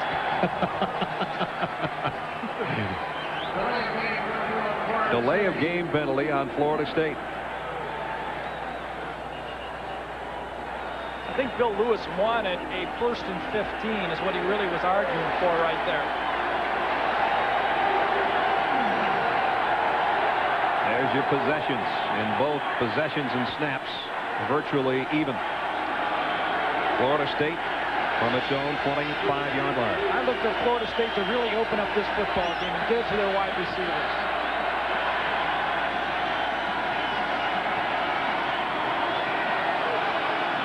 Charlie Ward, now the opening play of the half, gives it to Sean Jackson, and Jackson's got 4 to the 29 as we go to Jerry Punch. Doc? Guys, at halftime, Bobby Bowden preached to his troops a concern over penalties. He said, you know, we're stopping ourselves. They haven't stopped us. We are having so many mistakes up front. We've stopped our drives twice in the first half. Bill Lewis told his troops, hey, guys, it's no longer a 60-minute football game. 30 minutes left, and we got 15 minutes to get this thing in the 4th quarter, and we can win this game in the 4th quarter. Like I said. Second down at 6 for the Seminoles from their own 29-yard line. And Tech saying that there was motion on the left side of the offensive front, meaning Robert Stevenson. And maybe they're right. Officials busy early here to start the third quarter. Dead ball foul. We have a false start on the offense. 5 yards. The quarterback comparison looks like this. Two guys that go a long ways back, and neither has done anything stunning, but it only takes one play with both of them. Well, I really think the key thing was the way Jeff Howard came into that football game, too, and survived about 8 minutes of playing time with no major problems. So Florida State backed up to a 2nd and 11 from its own 24. 3 wide receivers for Ward. He rolls that way and has it intercepted by Marlon Williams.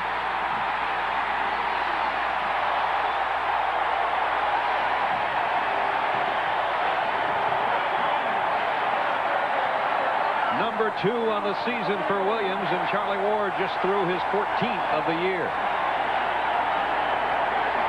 We talked about Marlon Williams. He's kind of a cross between a strong safety and a linebacker. This time he's split out to the flank, and as Charlie Ward tries to pump in this little bit of a curl pass right here, you're going to see Marlon Williams kind of sink back into it. At the 36-yard line, an opportunity for Georgia Tech's offense early in the third quarter. Great field position. And down to the 34-yard line is Dorsey Levens. And again, the interception by Williams. What you're going to see in this picture, if we can stop it right here, you'll see nobody in the flat right here to the side, and Marlon Williams is going to sink back on this little curl play right here. When you have nobody in the flat, the short people can sink back on the curls, and that's exactly what happened. They didn't keep anybody up there to hold Marlon Williams to the flat, and he played perfect zone defense. The Tech coaches say number 5 is something special, and he did something special there. 2nd down, and the pass to Keenan Walker, who had to go to his knees to make the catch for a short gain, as we go to Tim Brando. When you're playing the Canes on their turf, sometimes you have to come up with a little flea flicker or two. This is Leon Clay off the flea flicker to Jimmy Oliver. That makes it 24-10, Miami. 7-6 Florida State here, but Georgia Tech with an opportunity 2 minutes into this third quarter to get some points. 3rd down at 5. Jones in trouble, and down he goes. And it's Derek Brooks, and Florida State comes out of the pile with a football. Todrick McIntosh is going to take it to the end zone just in case. This was close to being a fumble. Real close. McIntosh is going to get it, number 94, but you see him blitzing from the outside. I don't know if he threw that thing. They called him down, really, on the play, but McIntosh was just clearing out, beat his man, and was the recipient of almost a fumble recovery for a touchdown. Jason Bender in to punt for Georgia Tech.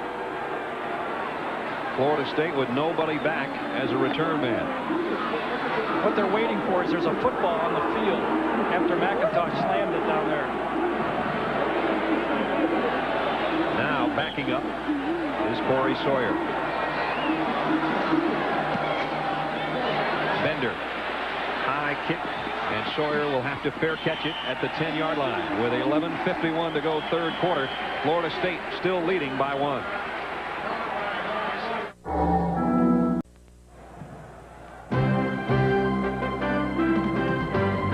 ESPN's presentation of CFA football is brought to you by Jaguar, a blending of art and machine.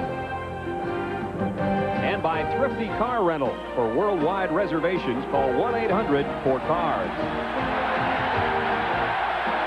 Bobby Dodd Stadium, Grant Field in Atlanta, 7-6 Florida State. The Seminoles from their own 11-yard line. Tiger McMillan got it near the 15. Jamal Cox, the linebacker, in on the hit. The ground game's really been in good gear today, Gary, but still nothing to show for it for Florida State. And for Florida State, because of the 2 turnovers they've had, there will be a sense of frustration. Remember, Florida State is used to having a lot of guys throwing the football around, making big plays. And as this game continues, the advantage goes to Georgia Tech. That last turnover didn't hurt the Seminoles. the interception by Williams, but they were brilliant last year in turnover ratio, and this year they're really suffering. Marlon Williams has another big play.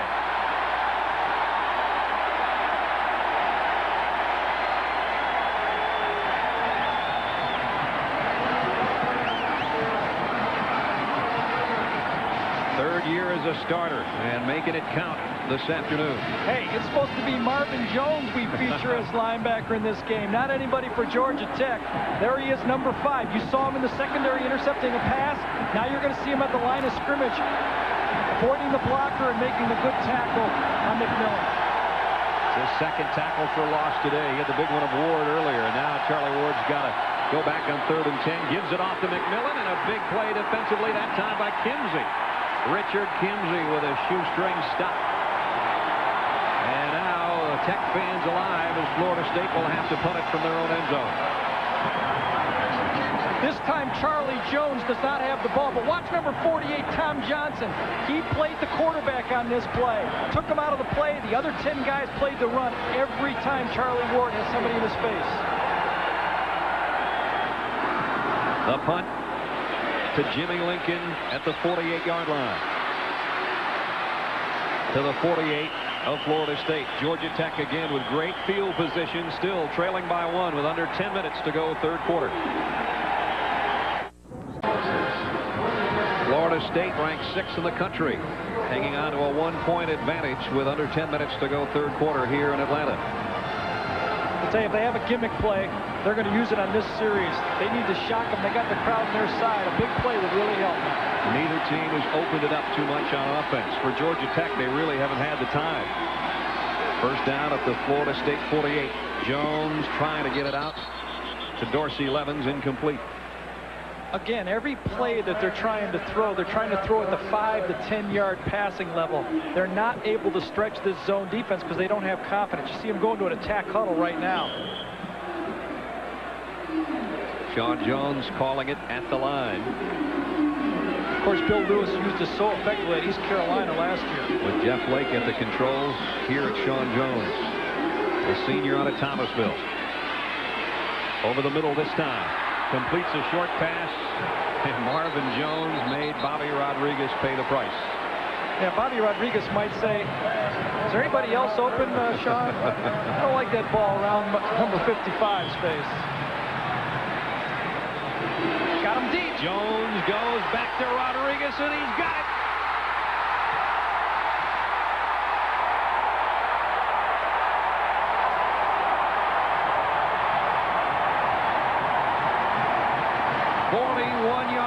First and goal.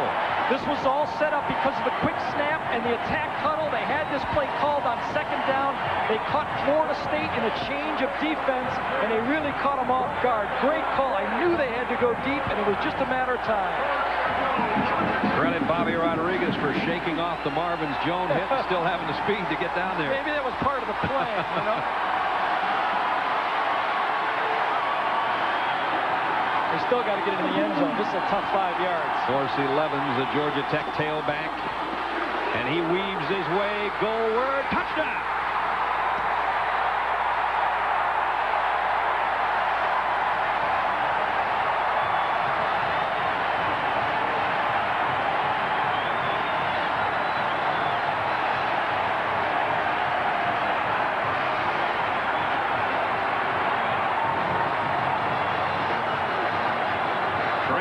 From Notre Dame, had to sit out a year and just got his biggest score ever as a Yellow Jacket. Tremendous effort to get in the end zone. He really ran over those last 4 yards. It looks like Tech's going to go for 2 here on this play. They have a type of a play with an option on one side and a slant on the other. Let's see if they use it in this situation. 2 options on one pass play.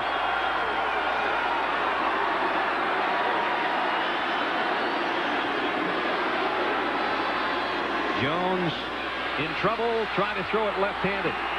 And a penalty marker down at the end of the play. Now they're going to call a grounding penalty against Sean Jones. Intentional grounding. That carries loss him down. The penalty is not, the score is no good. And Sean says, hey, I did the best I could left-handed. Right. 12-7 Georgia Tech. 8 minutes and 56 seconds remaining in the 3rd quarter. Well, you could have had 3 options and 2 slants on this play. He didn't have enough time to throw the football. They overpowered him up front. He got pressure right away. This is Dorsey Levens on the touchdown run. Look at him keeping those legs going. He just keeps driving and driving. He gets into the end zone, runs through Derek Brooks' tackle at the end to get into the end zone. This is the 2. One more look at the play. You see him, he gets hit about the 5-yard line right there. He just keeps his legs moving. Brooks tries to get a hand on him, but Dorsey Levens gets into the end zone for a huge touchdown for Tech. Really set up on that, almost it was a plan. They went a quick play on first down, an attack huddle on second down, caught him in a change and hit the bomb. Really a good job by Steve Schenkweiler and the Tech offense. Bobby Bowden's Seminoles trail for the first time today. The scoring drive for Georgia Tech. The biggest chunk was the 41-yard pass play. 48 yards, 4 plays, less than a minute, and a 5-yard Levens run for a score.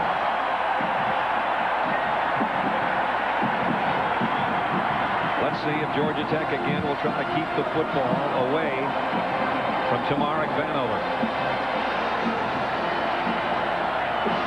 Scott Sisson had the wind at his back. They chose to kick away, with the exception of one time right before the end of the half. But with the wind in his face, you got to think maybe they'll do that high kick again. Yeah, I think they will. But really another key thing is, remember, Georgia Tech will have the wind at their back in the 4th quarter, and that's also big.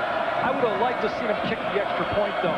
Because of the ability of their kicking game, I would have taken that 1 point at this time. They usually prove up huge at the end. That wind in Sisson's face, and again he hits the short kick. Fair catch called for by William Floyd just inside the 20-yard line as we go to Tim Brando. Gino Torretta getting back into the act against TCU. The Horned Frogs had closed within 2 touchdowns. This time in the sideline route into the end zone to Jonathan Harris. It's 31-10 Canes with 8:02 in the 3rd. Here, 12-7, Georgia Tech under 9 minutes, 3rd quarter. Brad Nessler, Gary Danielson, and Dr. Jerry Punch at Bobby Dodd Stadium, Grant Field in Atlanta, Georgia. Sean Jones with a headset on has just passed Randall Cunningham in total offense in the NCAA record books with that 41-yard pass play. That's pretty good company. Charlie Ward, he's not done for the day, and he zips it to McCorvey out to the 28-yard line. Hurley Day made the tackle. Well, Charlie Ward has a big-time arm, and Bobby Bowden said he'd like to have him drop back in the pocket. He does a better job of reading the secondary from the thing. There's his backup, Danny Cannell. They love this guy, true freshman, played last week. Wonder if he might come in this football game if they keep stuttering out here. He's got that Brad Johnson type of size, Cannell. 2nd and short. Nice play fake by Ward. Man open in the middle, but it's intercepted by Marlon Williams. He might go to the 10.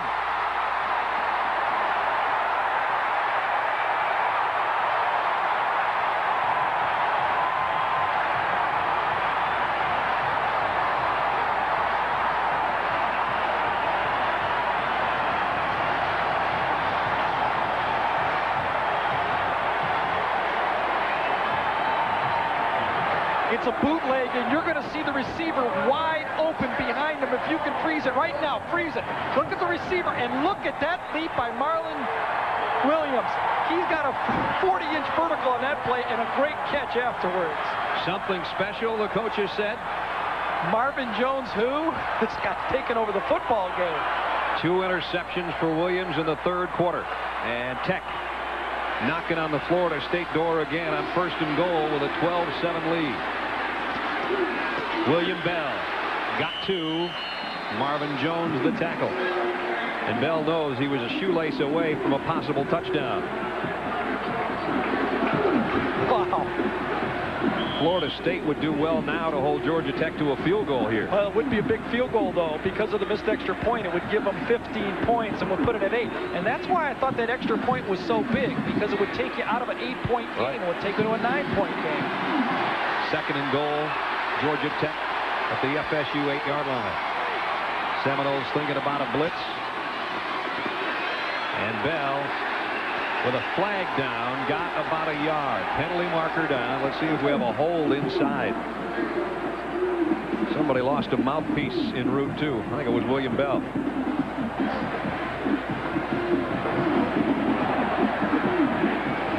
This is a holding call on Georgia Tech. It would be a major penalty in their drive for the Florida State end zone. We have a face mask on the offense at the 15-yard penalty. Worse than a holding call. Bell's going to take it up the middle. Boy, I tell you, that looks like a face mask right there by Florida State. I don't understand that. We have had two rather interesting calls today. An illegal block in the back when Georgia Tech was on defense, and now Georgia Tech has been called for a face mask penalty while on offense. I'm not saying Georgia Tech didn't maybe block the face mask, but if there was one face mask call, there was two, because watch this play right here. He's going to start one way, goes back, and if he doesn't get grabbed by his face mask, I'm in the wrong game. Because he got grabbed by the face mask. There should have been at least offsetting penalties. So last time Florida State was able to avoid a touchdown after a Marlon Williams interception. Let's see if they can do it again. What a hit. Derek Brooks has leveled Jimmy Lincoln. And Tech's going the wrong direction.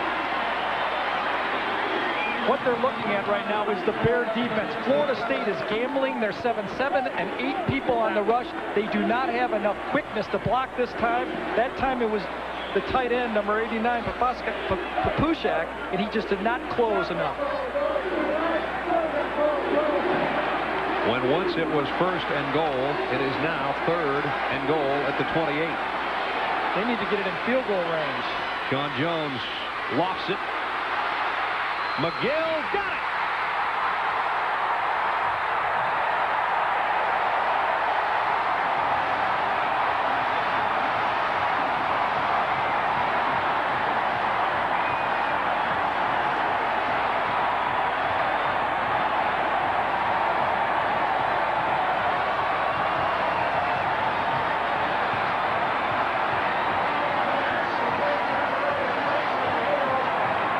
Well, this is cornerback university for Florida State, but this time Corey Sawyer is the victim of a perfect pass and great athletic ability by Jason McGill, who takes that ball at the highest point, and that's better than field goal position when you can stick it into the end zone on really a prayer throw, and they go for 2 again. Again, Georgia Tech with a 2-point try. Looking for a shovel pass. Instead, they get it to Michael Smith, and he'll go down back at the 10-yard line. So Georgia Tech's 2-point conversion plays have gone awry, but they have the lead by 11 with 6:40 left, 3rd quarter.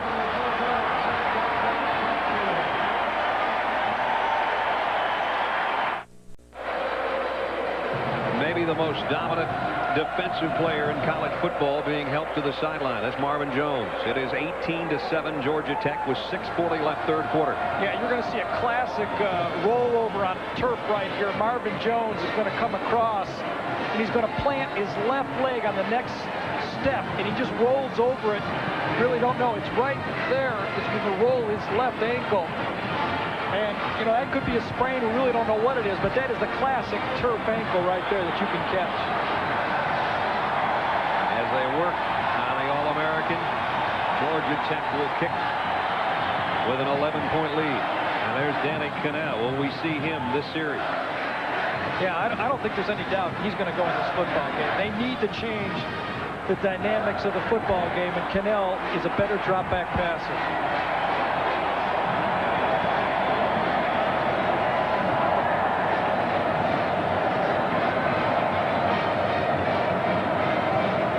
Sisson tees it up for Georgia Tech as the Yellow Jackets have stung Florida State on a 28-yard touchdown pass to Jason McGill.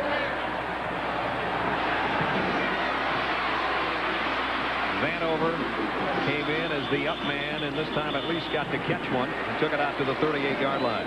Steve Farr made the tackle on the Georgia Tech special teams. Remember, Marlon Williams' interception led to that Georgia Tech touchdown, and with that turnover, in comes a new quarterback.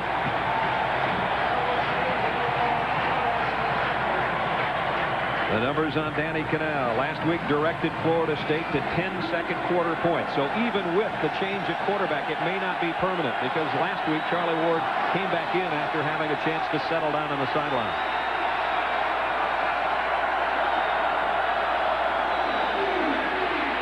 Flags down as Cannell one-hops it. Omar Ellison, the intended receiver. It's going to be a holding call against the Seminoles. I think they held Elliot Fortune, number 99.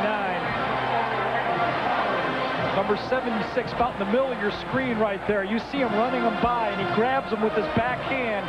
And that umpire, the referee, right behind the quarterback, just has a clear shot of that. And it was on number 76, Eric McGill. So now a tougher situation for the freshman from Fort Lauderdale, Danny Cannell. Yeah, and it's a little easier target now for the pass rush. Tech's had 13 sacks the last 2 games, and they can zero in on that pocket. Cannell may have a big arm, but he doesn't have Charlie Ward's wheels. The quick drop and the quick out and way over the head of Omar Ellison as Dr. Jerry Punch gives us an update on Florida State's All-American linebacker, Jerry. Well, behind me, Dr. Doug Henderson, you see he is the orthopedic surgeon to my left who's trying to put the shoe back on Marvin Jones here. Marvin has a lateral ankle sprain, left ankle. It's an old injury that he just recurred. He said he twisted his ankle on the turf when he rolled over. A lot of swelling, a lot of tenderness. He's having a lot of trouble bearing any weight on that ankle. I would seriously doubt if he'll be able to get back in. We'll keep an eye here and keep you appraised of his status on the sideline. Back upstairs. Thanks, Jerry. On the 22-yard line, Florida State will keep it on the ground. Sean Jackson trying to get to the corner, and he won't get there. Thanks to Kevin Peoples. Wow. Kevin Peoples comes from the secondary. He looked like the fastest man in the field, like everybody else was in slow motion. He was a free safety last year. He's playing strong safety this year. All of last year he had a bad knee, but watch this blur go across your screen right here. Number 46, and that's a fast man he's chasing. He just runs him down. 3rd down and 27 coming up for Florida State, trailing 18-7 here with 5:40 left, 3rd quarter.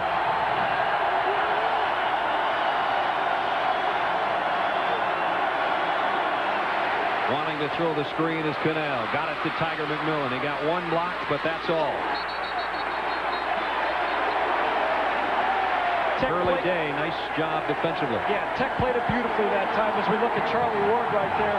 Not much happened without him. Maybe getting him back on the bench, moving away from the action a little bit, will settle him down for a big 4th quarter, as you talked about earlier. We could see him again. John Wimberly set to punt.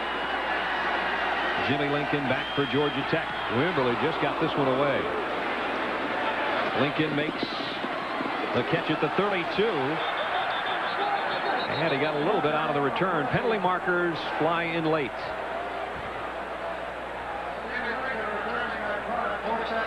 Florida State thought they were getting themselves in a basketball conference. I thought they thought a little wrong. There's some good football being played here. Tech is a dynamic football team. Call is going to go against Georgia Tech. We have a block in the back after change of team possession during the run back, 10-yard penalty. Sean Jones struggled early in this game, then had a back problem, but now has come on and taken command. And there's the quarterback comparison. We talked about the turnovers, and that really has been the key to this football game so far. The fumble and the 2 interceptions, they're right where they want to be. That's 3 turnovers. Jones is starting to emerge with a game. That big fade that he hit was a perfectly thrown ball. Charlie Ward with football in hand, wanting another chance. His old buddy Sean Jones has got it back at the 25 and fires out to Dorsey Levens. Levens broke 1 tackle and got about 5 to the 30. John Davis, the strong safety, made the tackle. Of course, Dorsey Levens is the transfer from Notre Dame. He came out of spring practice for Notre Dame 2 years ago as the #1 tailback. But it didn't get to play much, got hurt a little bit, and decided to leave, and he has really turned on with the running game, this team in the 2nd half. Junior out of Syracuse, New York. A big fella with a lot of speed. Yeah, plays both fullback and tailback for him. 2nd and 5. Georgia Tech would love a time-consuming drive, though we still have a quarter left, plus our 4 minutes, 15 seconds here in the 3rd. for about 2 yards is Jeff Wright, his first carry of the afternoon. And let's get an update again on Marvin Jones. Jerry? Guys, the news goes from bad to worse for the Seminole faithful. I was told moments ago by Randy Horowitz, the head trainer, that Jones cannot bear any weight on that left ankle. He will not be back for the rest of the day, like up there. And that is a big blow to the Florida State defense. It'll put some pressure on Ed Clark, the 6'3 senior, who's taken his spot. 3rd down and 3, Georgia Tech. Draw play. Jeff Wright might have a first down. I believe he does at the 36-yard line as we go to Tim Brando. After an Alabama fumble with 2 minutes left, Tennessee had a crack near midfield. Heath Schuler, troubled all day, has the pass tipped into the air, picked off by a Vanderbilt transfer. Chris Donnelly with his 3rd pick of the year, 7th consecutive loss for Johnny Majors against Alabama. With that score 18-7, how big would those 2 extra points look right now in forcing Florida State to go for 2 to win this football game? Tech by 11 with 3:15 left, 3rd quarter. And Jeff Wright wrapped up this time. No gain on that one. Georgia Tech must continue to attack. This is not enough points. There's still a full 4th quarter, and the tempo could change in this game so quickly. I tell you, the Georgia Tech fans have been mocking the war chant the whole game. The Seminole band plays it a little bit, you know. To the Tech fan, that isn't the exact mock I had in mind. Of course, a lot of those Tech fans will be doing the same motion tonight for the Braves in the World Series. Sean Jones got the first down. Really got collared out of bounds at midfield by Leon Fowler. But a pickup of 13.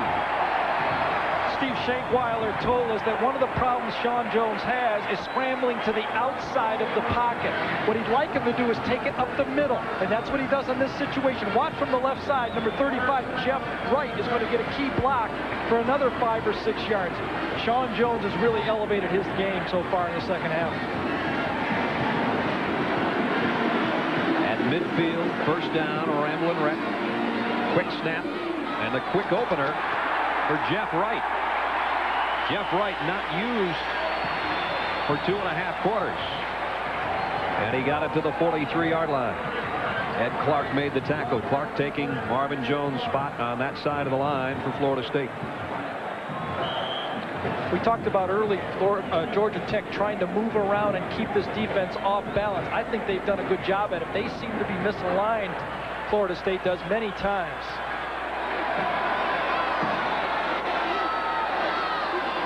On 2nd and short, Wright again. He's going to have a first down, I think. Needed to get to the 40. And that's about where they're going to spot it. Ken Alexander, number 36, in on another stop. Emotionally, the body language of the Florida State defense is not good right now. They know Marvin Jones is out of the game. They've seen 2 big interceptions and a fade against Corey Sawyer, and they just do not look to be as fired up as they were 10 minutes ago.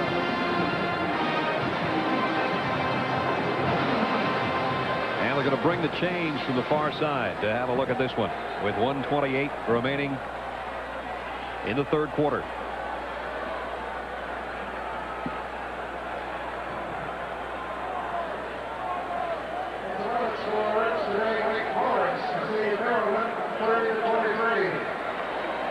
A little bit short on that little. About 4 chain lengths. Bill Lewis knows he's a minute 28 from the 4th quarter right now. And this is a man that really believes in conditioning. These guys all offseason ran at 6 o'clock in the morning together. He runs 4 miles a day, and he believes in the 4th quarter he's got a better conditioned football team. Bill Lewis, of course, took over for Bobby Ross, who went on to the San Diego Chargers of the NFL.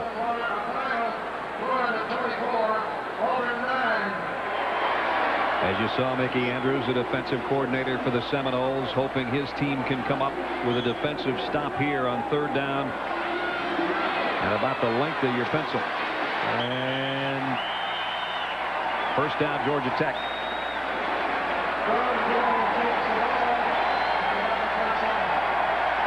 We've got a great one here and a great one yet to come on ESPN. 7th-ranked Colorado home tonight to the Oklahoma Sooners. Cale Gundy running that offense for the Sooners, and the Buffaloes have that new air attack. Probably be cool for Ron and Mike out there. We got beautiful weather in Atlanta. Well, they got Coy Detmer to watch out there too. That's going to be a great football game. Cordell Stewart hurt, might be back this year, but Coy Detmer has really been playing outstanding football. Georgia Tech got a first down at the 40-yard line of Florida State with just over a minute left, third quarter. Jimmy Lincoln, and Lincoln finds an opening. Jimmy Lincoln all the way to the 13-yard line.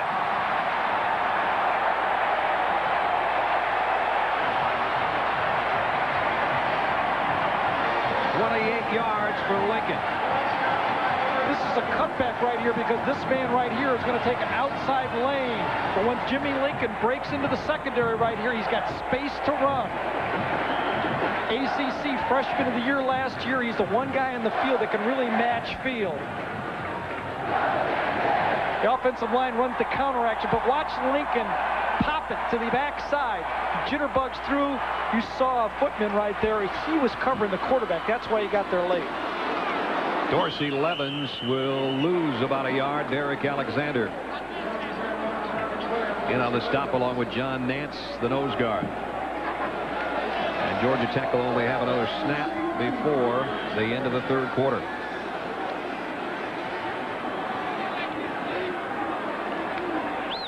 The drive for Georgia Tech has taken them down to the 13-yard line, starting at their own 25 and having traveled 63 yards already. We said they'd love a time-consuming drive to end the third quarter, and they've got it going. Jimmy Lincoln this time. He won't get 28 yards. In fact, may lose a yard. John Nance, another tackle. As we end the quarter, I don't think you're going to see anything too spectacular on third down either. They need a field goal. Would be very big right now for Tech. Tech leads by 11 with 15 minutes left to play here in Atlanta.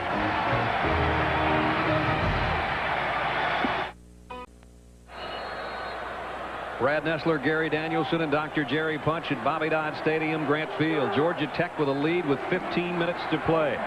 Bill Lewis said, "We have an opportunity to put ourselves in position to take it to the next level. We just want to get it to the fourth quarter." They lead as we head into the fourth quarter. Sean Jones. That's close to a first down. Very close as he completes it to Keenan Walker. Well, I tell you, I would have never dreamt that they would call that play right there because the field goal was so big in this situation.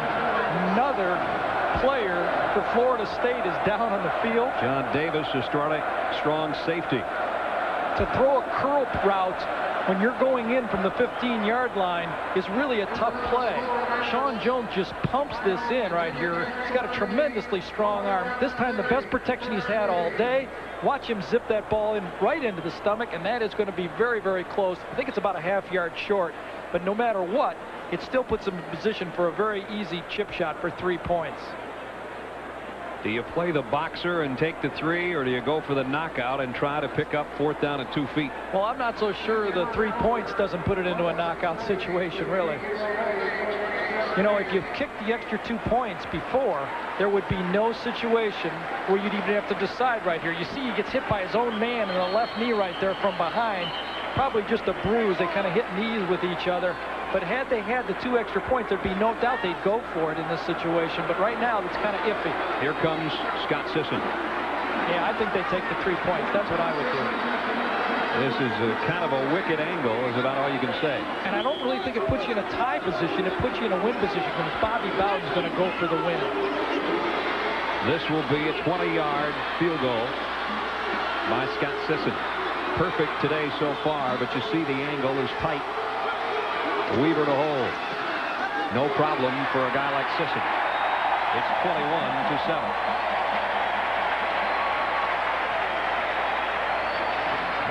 With 14:27 left in the game, let's go to Jerry Punch.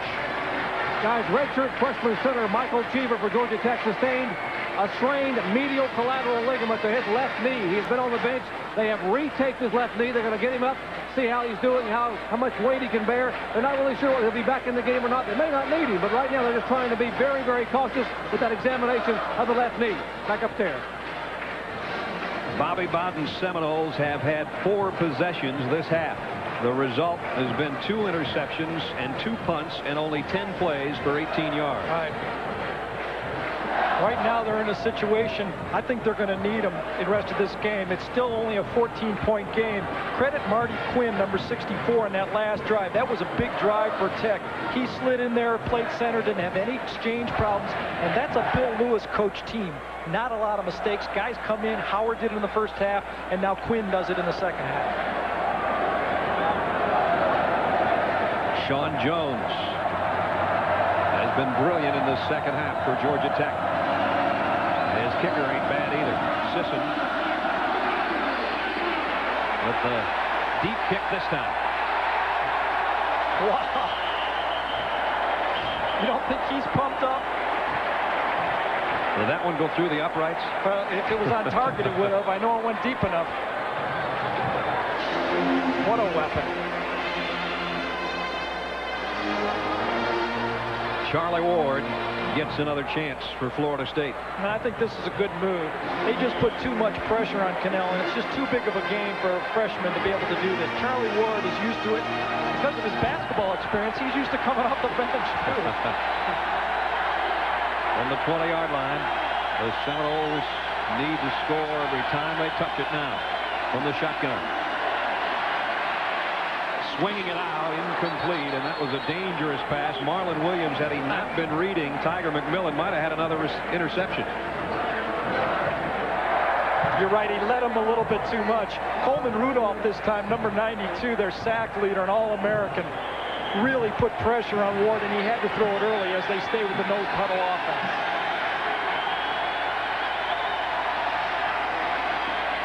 Ward delivers this time. And a great move to apparently get the first down by the freshman, Tamarick Vanover. Yeah, Curly Day was in position to make that play, but Vanover, with his running back abilities, just made a miss on the sideline. How fun is this kid going to be to watch the next couple of years? And that might be all you have a chance to watch for us a couple of years. I'll tell you, this is going to be a long 14-4 for Bill Lewis. Still a long ways to go. Georgia Tech by 2 touchdowns. Ward with time. Got it complete to Vanover again. Rudolph got a piece of Ward as he let go of the ball, but about a 4-yard pickup on the pass play. Lethon Flowers, number 4, had him bullseyed in the back of the helmet, but this guy must have eyes in the back of his helmet because he ducked just in time.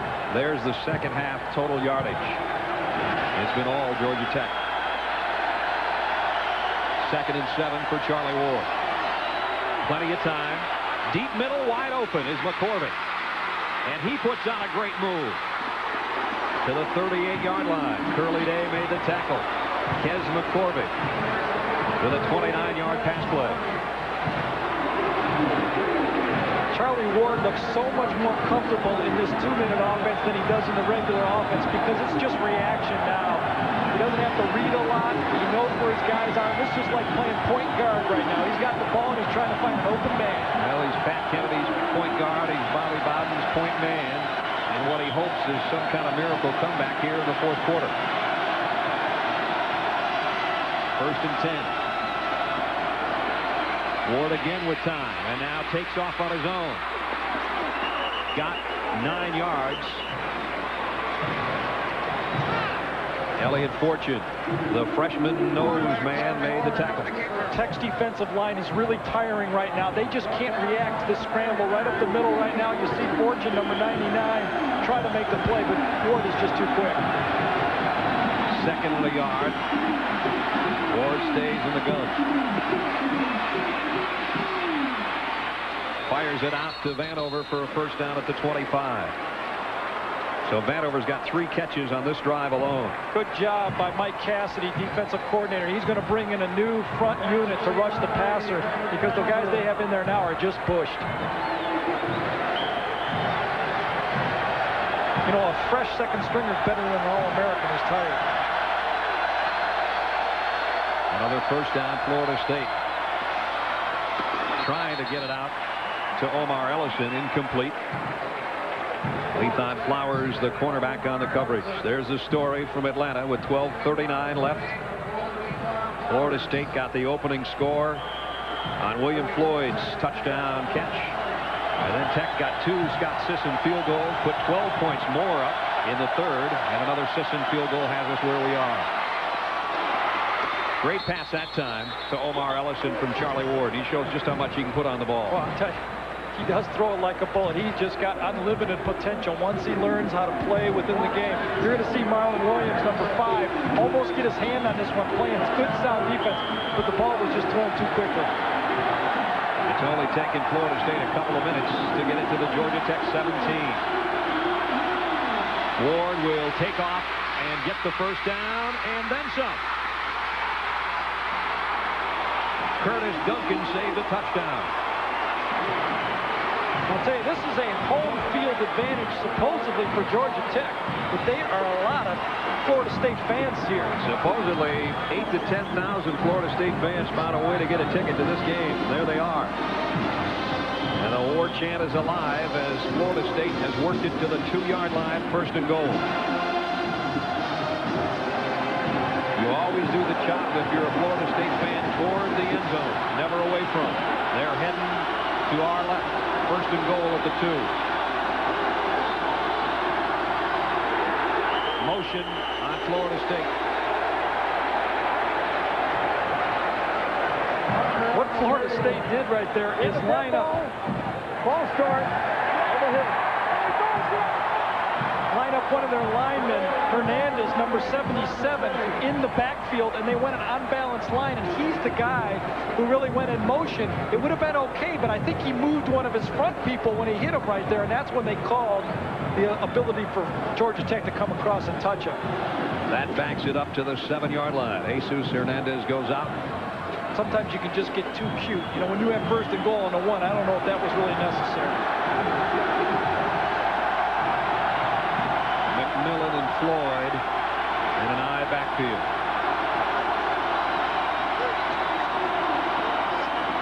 Play action, and Ward got it to Floyd to the 1. Nice tackle by Curly Day to save a touchdown. It's been Floyd, the pass receiver today, that's been exceptional for the Seminoles. Same play they used to score on early in the first quarter, but this time Georgia Tech was in a zone, and really Curly Day, if he could have reacted 1 second sooner, could have had an opportunity to break this ball up, but he was too deep in the end zone. This drive has gone 62 yards in the air, 25 on the ground. Down to the 1-yard line.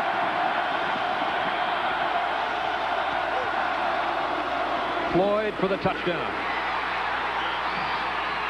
His second score of the day.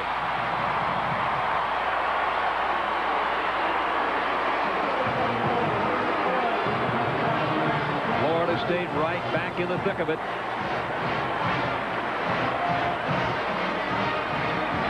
Well, this is where they had the ball the first time, and it was nothing fancy. Just everybody wedged it out right here, got a little bit of a crease, and Floyd just big enough to take it in there. He's about 240 pounds, and boy, does he remind you of Edgar Bennett, that old fullback that just left and catch the ball and play fullback. What a valuable player. That's the guy who had to back up Bennett, who's gone on to the NFL. And now Mowry in for the point after. And he's got it up and through. 11:36 left in this one. It's Georgia Tech by 7.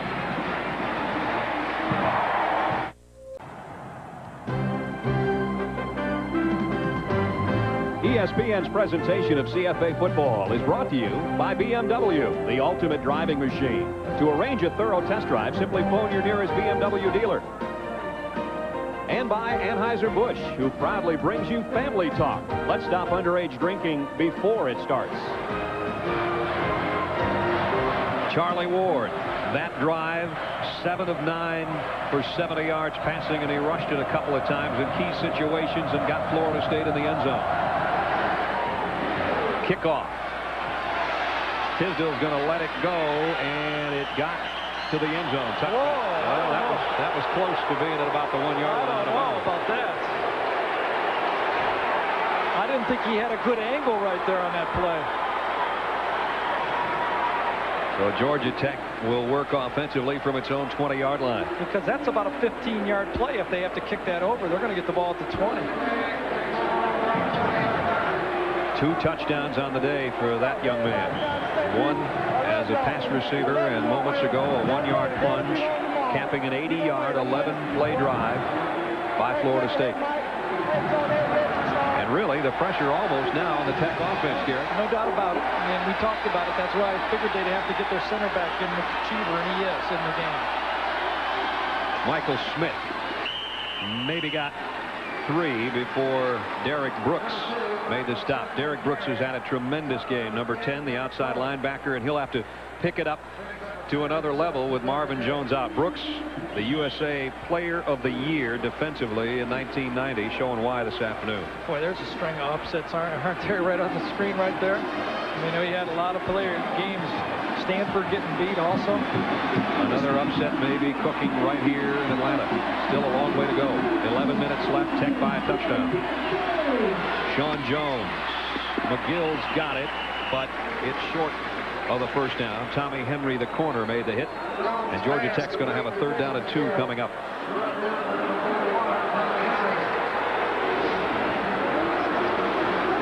All of a sudden, an eerie silence is swept around Bobby Dodd Stadium. Yeah, what at one point looks like an insurmountable lead, all of a sudden now looks like a 1-run 9th inning score.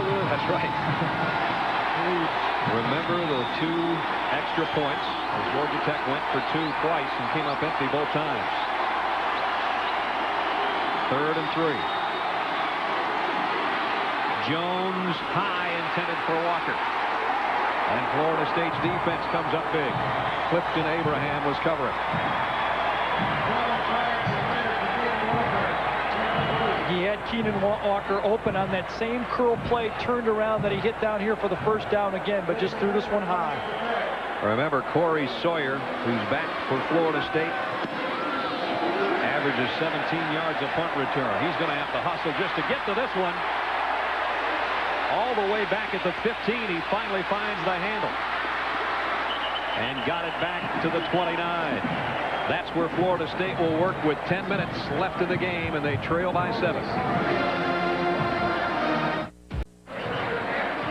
The action next Saturday, we hope, will be as great as what we've had so far in this one.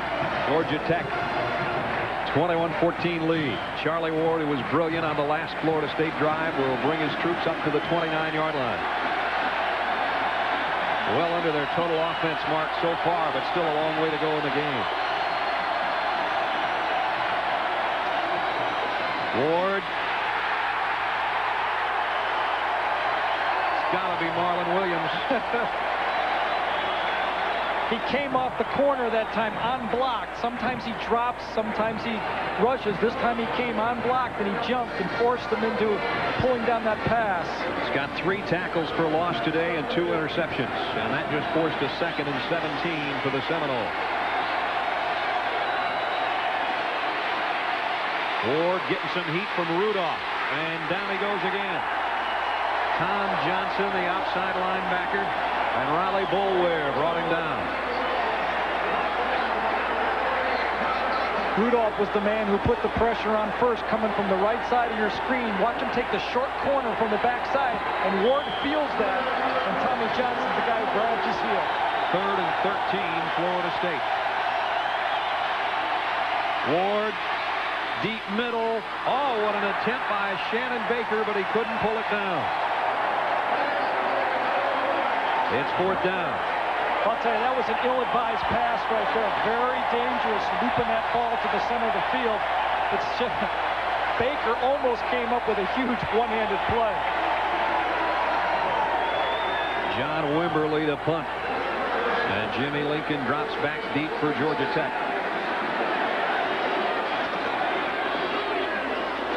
Not the greatest kick by Wimberly. He does get a roll out of it, however. It'll stop at the 45-yard line. 8:47 left. Georgia Tech trying to pull an upset at home.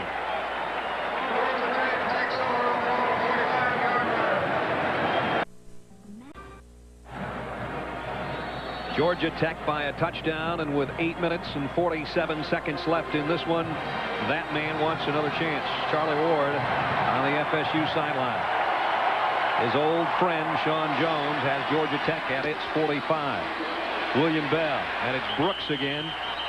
Derek Brooks, who's had the kind of game almost that Marlon Williams has had, drops Bell for a loss. I'll tell you, Brooks got the tackle, but give credit to Reggie Freeman, number 97. He took on the lead blocker from the fullback that time, busted it back inside, and that's how to play sound defense. He just was in his face. There was nowhere for him to run, and he forced it back into the pursuit. You can see him. He's yelling over to the bench saying, run it at me all day. I'm going to stop it. Second down, 11.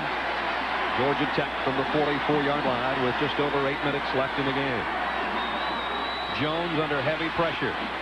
Got it across the middle. The ball caught. No, incomplete. Bobby Rodriguez had it momentarily.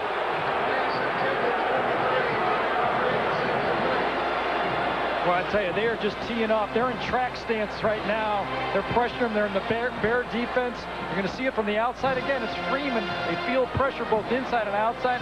Bobby Rodriguez, I think, catches this ball, and it is a fumble. Very surprised they didn't get that call because the linesman who had to make it was right in front of Bobby Bowden on the play. And I'm sure he was upset. Bobby still hasn't gotten his headset readjusted.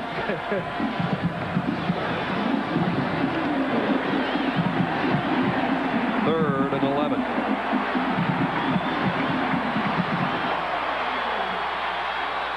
Jones will roll away from some of that heat and delivers it to Rodriguez for a first down.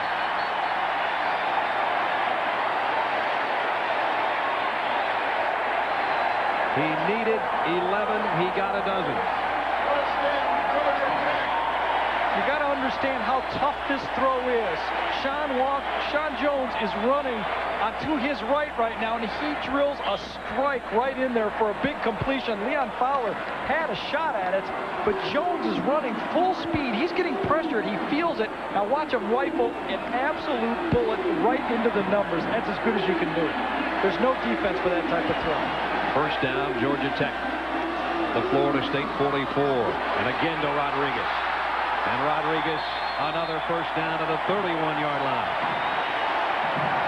And Sean Jones shows almost no emotion. Never does. Sean Jones is the winningest quarterback in Tech history. And I'll tell you, you can understand why. Because as you said, he just has no emotion. He's got ice water in his veins. He just rifles another throw at him. Both quarterbacks have big-time arms, and they get rid of the ball so quickly. Just 1 foot hits, and boom, it's gone out of their hand. Down to 7:15. Back to the ground game, and Smith weaves his way. Another first down, Georgia Tech.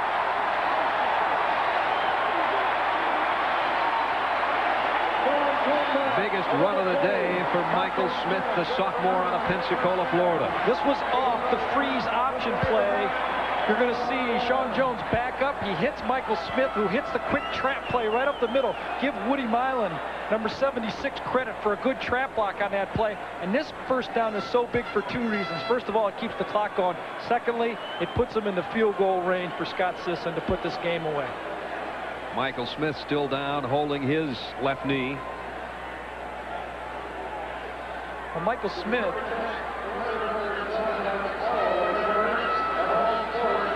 Don't forget, coming up next, we've got a lot more football action for you. Oklahoma and the Buffaloes of Colorado, ranked 7th in the country, will square off. That follows our college scoreboard show. Big one out west, following the one we've got going here in the South.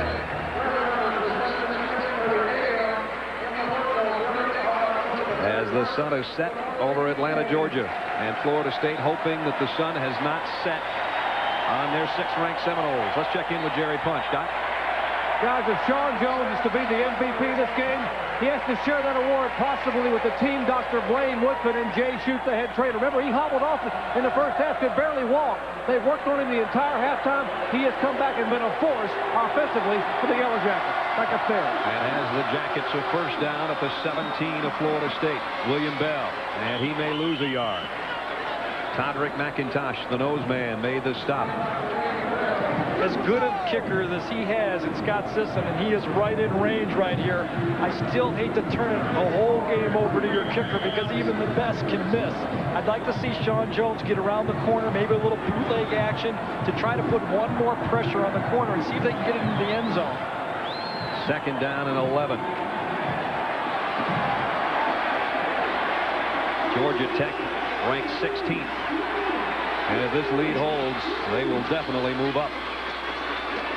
William Bell twisting and turning to get about 2 yards. Richard Coase made the tackle. And we're down to the 6-minute mark. William Bell made a yard, but it was one of the best yards made of the game. Spun 3 times. I don't know if he's tired, but he might be dizzy. He'll come off to catch his balance. Florida State is just teeing off into the backfield right now. I understand why they're running the trap plays, because they're trying to crease it one more time. They are just blitzing. They got 8 men up at the line of scrimmage. They're playing man-to-man defense. Let's see if Jones will throw on 3rd and 10 or give it off to Wright to get it in the middle of the field. He's going to try to throw. Maybe. Incomplete. And Jones on his back, way back at the 40-yard line. I'll tell you, that was a huge incompletion for Georgia Tech right there, because he was out of field goal range on this. And Bobby Rodriguez, number 3 right there, did a really heads-up play coming back to the ball, because that was almost intentional grounding if he just didn't bust it back to it. Scott Sisson will put this one, try to put it through from the 35-yard line, from the 25, a 35-yard kick. He's hit 83% of his kicks from this range in his brilliant Georgia Tech career. Sisson's kick is good.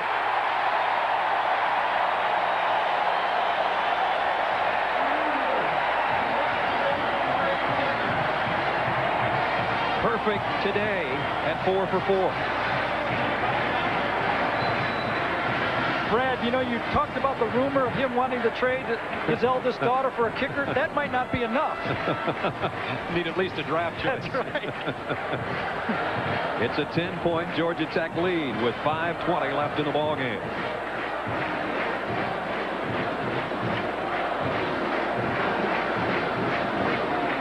Georgia Tech came into this game as a 2-touchdown underdog to Florida State. What they forgot to tell the Yellow Jackets, or maybe forgot to tell Florida State, is that Tech just doesn't let anybody come into their house and beat them very often. 20 of the last 21 at Bobby Dodd Stadium have gone the way of the Yellow Jackets, and they're 5 minutes and 20 seconds away from pulling a big stunner here this afternoon. Florida State received some criticism by the so-called experts of the country, saying you went into the ACC and dodged the SEC. I don't know. This ACC has 5 teams out of the 9 ranked. And Florida State's finding out that this is a tough football conference right now.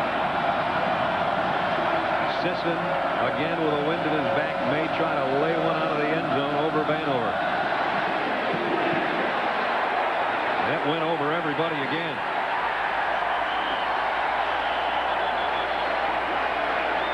You know, you wonder, Marlon Williams, MVP, Sean Jones, MVP. That guy right there has a claim to MVP of this game, too.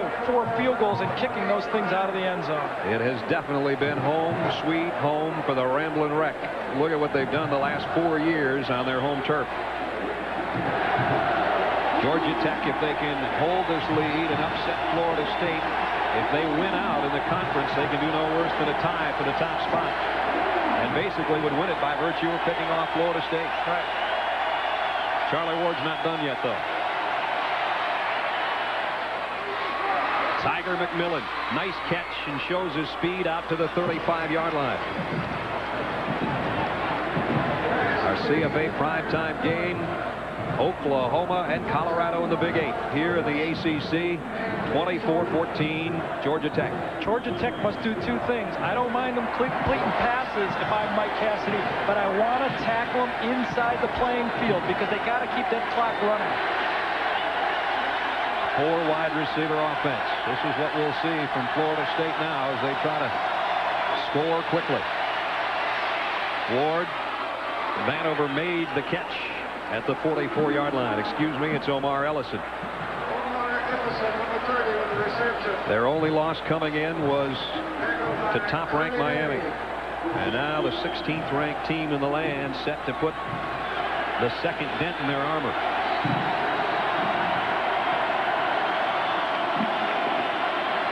on second down. Ellison again. Same type of play, and a first down out of bounds at the 45. Curly Day that time, the secondary person, was about 20 yards deep. He needs to move up just a bit, or the player is going to catch that ball and step out of bounds. I know no one likes to get beat deep, but you can't have a 10-yard chunk and get out of bounds every play. You know Florida State's going to run an onside kick if they score.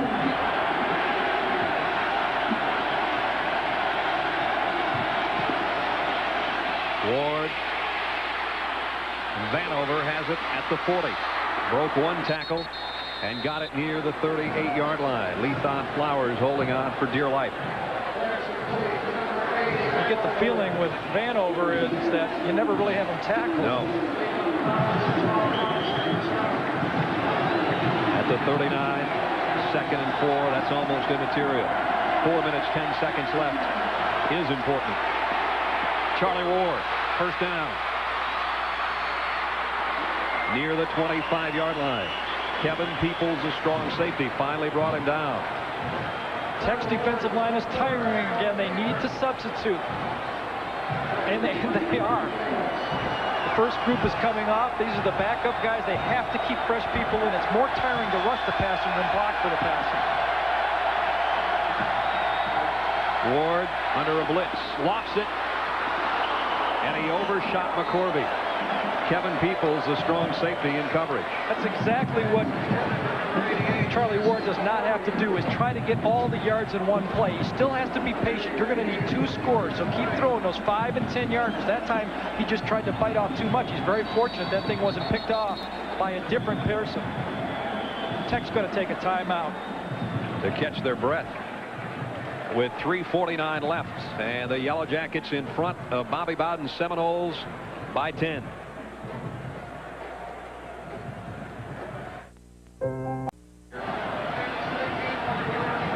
Brad Nessler, Gary Danielson, and Dr. Jerry Punch with 3:49 left in a gigantic ACC battle here in Atlanta. Georgia Tech can move into a tie for the top spot with Florida State if they hold on to what is now a 10-point lead.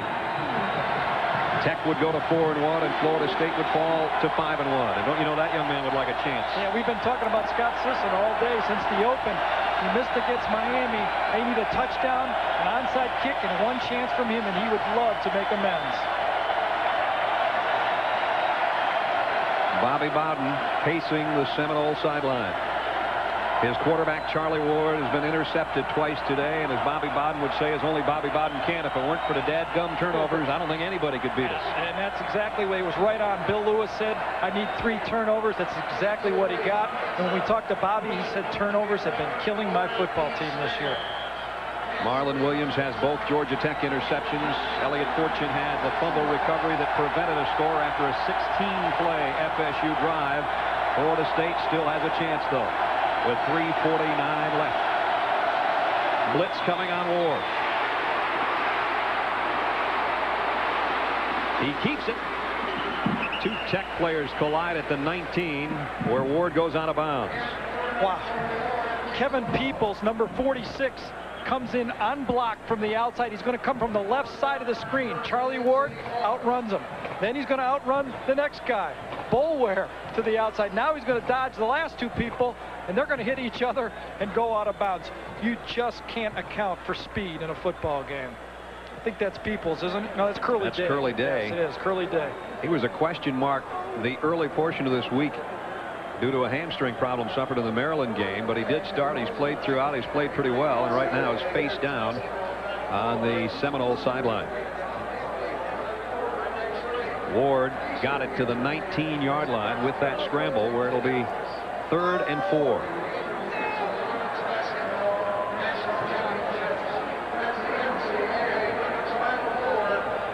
One more look here. Tech brings 6 people on this thing. You're going to see him come to the outside, and Charlie Ward with the speed just outruns a few people. Yes, that's a defensive lineman, but the first guy he beat, Peoples, was a defensive back that runs about a 4.6. Curly Day tagged by one of his own players, Steve Farr, and still down. With the injury, we have a timeout with 3:40 left in the ball game. The hair. Hurley Day in obvious pain. Marcus Coleman's taken his spot in the Tech lineup on 3rd and 4 for the Seminoles. Ward in and out of the hands and almost intercepted. Vanover had his hands on it. It'll be 4th down. Florida State and Charlie Ward may be down to its final play. Tech again came with 6 people, bringing both Peoples and Marlon Williams off the corners. They're forced now to put some pressure on Ward. He's just too quick in the pocket when you only bring 4 people. 4th and 4.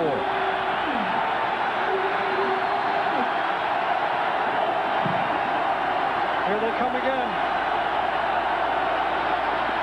Ward got it complete. Ellison down the sideline has it 1st and goal at the 5-yard line. A very cool Charlie Ward. 6 men come on this play, and he throws a little hitch just past the 1st down marker. The Tech secondary just a little bit too deep on a quick hitch play. Without a huddle, Florida State 1st and goal at the Georgia Tech 5-yard line. Ward may try to do it himself. Touchdown.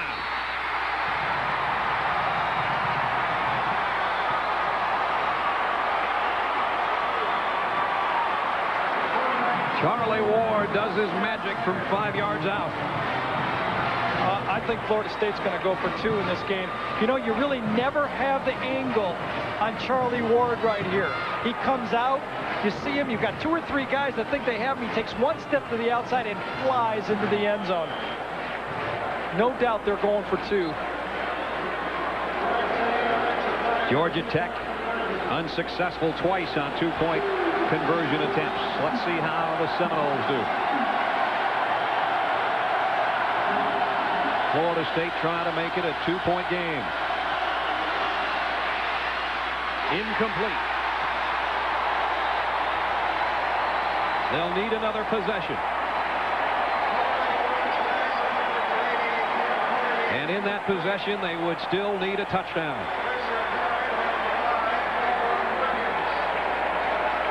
Kevin Peoples and Marlon Williams. Here's Peoples coming off the corner, the right side of your screen. Hits Charlie Ward. There really was no one open to throw to. He had to get rid of the ball. He felt the rush. Florida State with a full complement of timeouts. Do we see the onside right here, Gary, or do they try to play a little defense? 3:20 left in the game. That's a good question. Thank you. Is that my job now? I just asked him. Yeah, I think they're going to go for the onside kick. Although I think it'll really be tough for Tech to pick up a 1st down, but I wouldn't want to put it on my defense the whole way, because one 1st down is going to put the game away. I'd like to have 2 chances. That last drive, Charlie Ward, 65 yards throwing the ball, 25 rushing. He had only 35 total yards in the 1st half, and I want to tell you, he put the 2nd half together after being out a series and is still giving his team a chance, but they trail by 4. Yeah, they're going to go for the onside kick here. It gives them 2 chances, Brad. They can either get this onside kick right here and they have the ball, or if Tech gets it, they stop them in 3 plays and they get the ball back then. Florida State with an abundance of speed and excellent hands to the top of your screen. Maury's got it teed up. Now the total shift to the far side. Tech needs to get somebody back on the sideline. It's going to pop over their head. Ball loose. Still loose.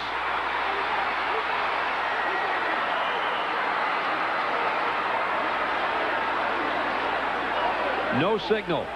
Both teams obviously claiming possession. Florida State has the ball. Florida State had it at one point. If they still have it, that's a strong man.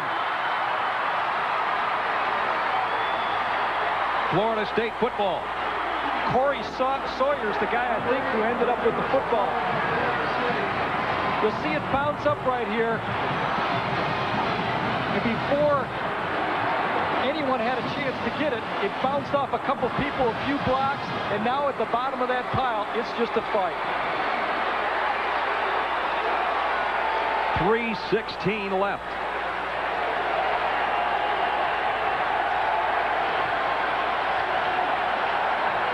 We may never know who is on top of that ball. What we do know is Florida State has it back at the Tech 45. Charlie Ward. Vanover dropped in his tracks. Lethan Flowers with a good open field stop. Plenty of time now for Florida State. 3:06 is an eternity in a no-huddle offense. He can take short throws, be very patient. Under 3 minutes.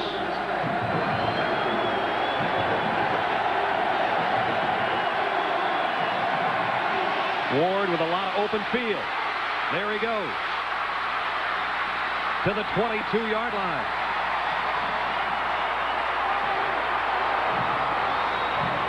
$19 yards on the scramble. Georgia Tech cannot sit back in this zone defense any longer. If they get a little bit of a pass rush, they only have 4 people there, and Ward can just pick out a lane and will go. They're going to have to bring pressure from the outside. You're going to see Williams and Peoples coming on every play. First down. The throw in and out of the hands of Vanover. And Marcus Coleman, the man that took Curly Day's spot on the corner, did a nice job defensively.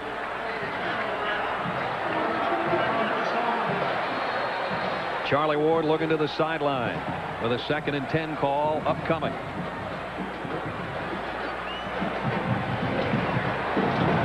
If they have some type of running play from this shotgun formation where they ran an inside trap or something, handoff, they would have a big play right now because Tech is not looking for a run at all. Tiger McMillan will flank Ward, who's still in the shotgun. 2nd and 10. Here comes Williams. Ward got away from him. And the ball is loose, but it's out of bounds, still Florida State. At the 18-yard line. Penalty marker down.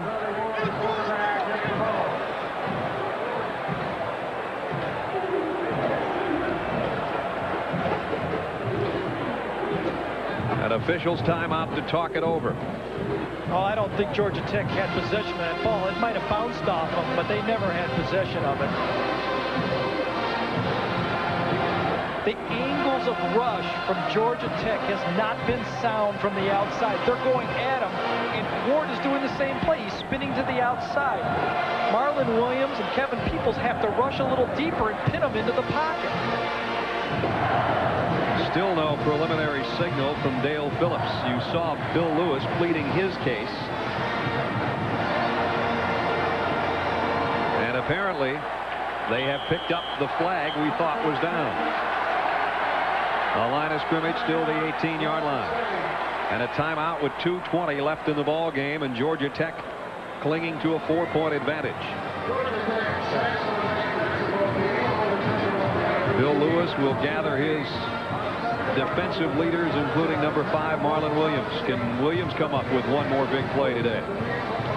The last 2 times he's been untouched, rushing the quarterback, and Charlie Ward has just dodged him with the same move, spinning out to the outside. You just have to be a little bit patient and rush to his outside shoulder. Bobby Bowden says Charlie Ward is going to be the best in the country as soon as he learns to distinguish jersey colors. He's thrown 2 away today. You'll see Williams come from the bottom of your screen. They set him up inside. He spins out backwards, and when you run about a 4.5 40, it bounced off the player right here. Now, I'm wondering if they didn't call that for a second, maybe like he was trying to run a forward lateral, and that's why they were doing it. Then after meeting, they called it a fumble. Boy, had that not hit that man on the knee, that would have been a fumble. Can they possibly have this much fun in the Big 8 tonight? Oklahoma and number 7 Colorado yet to come.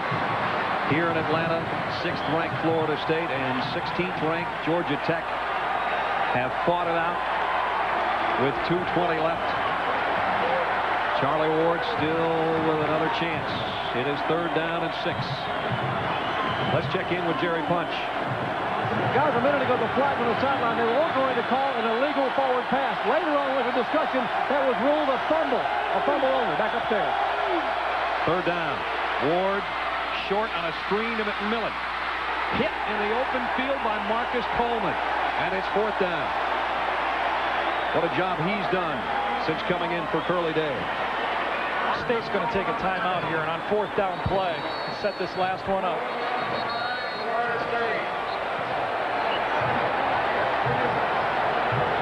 1 minute, 56 seconds left to play.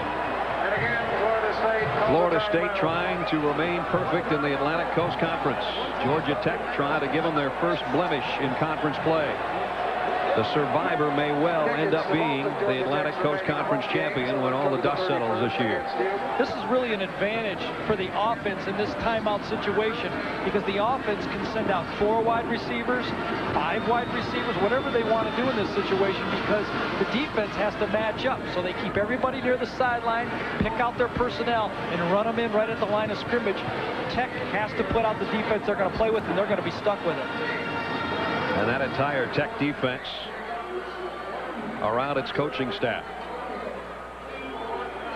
Tech is going to have to put pressure on Charlie Ward. They're not going to be able to allow him to rush only 4 people because he can just step up inside and scramble for the first down. They need to rush and contain him.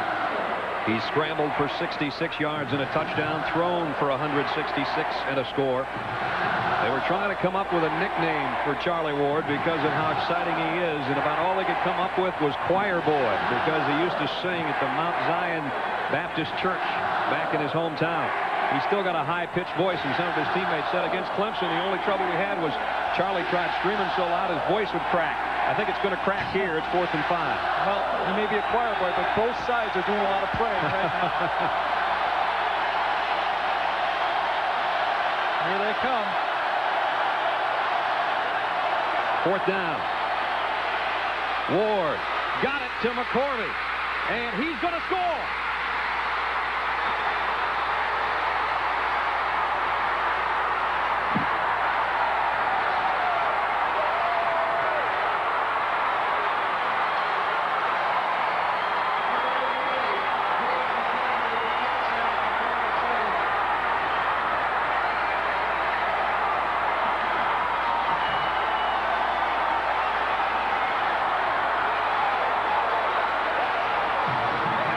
(26-24) Florida State.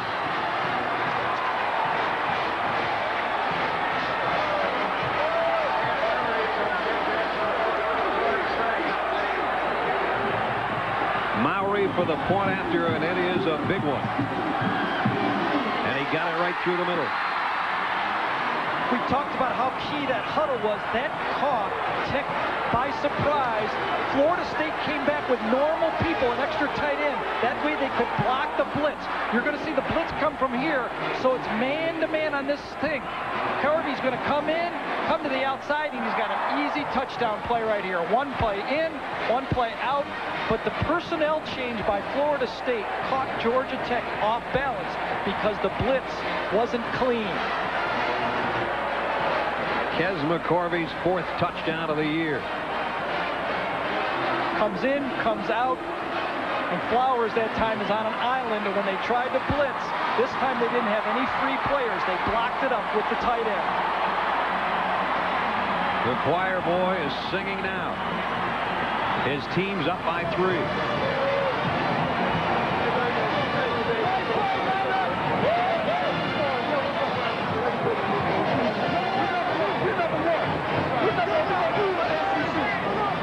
Don't forget, Georgia Tech's senior weapon may have a chance to try to tie the game.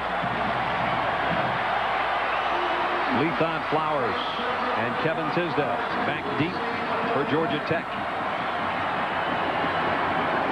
Georgia Tech has pulled some last-minute heroics of their own over the course of the last couple of seasons with Sean Jones at the control.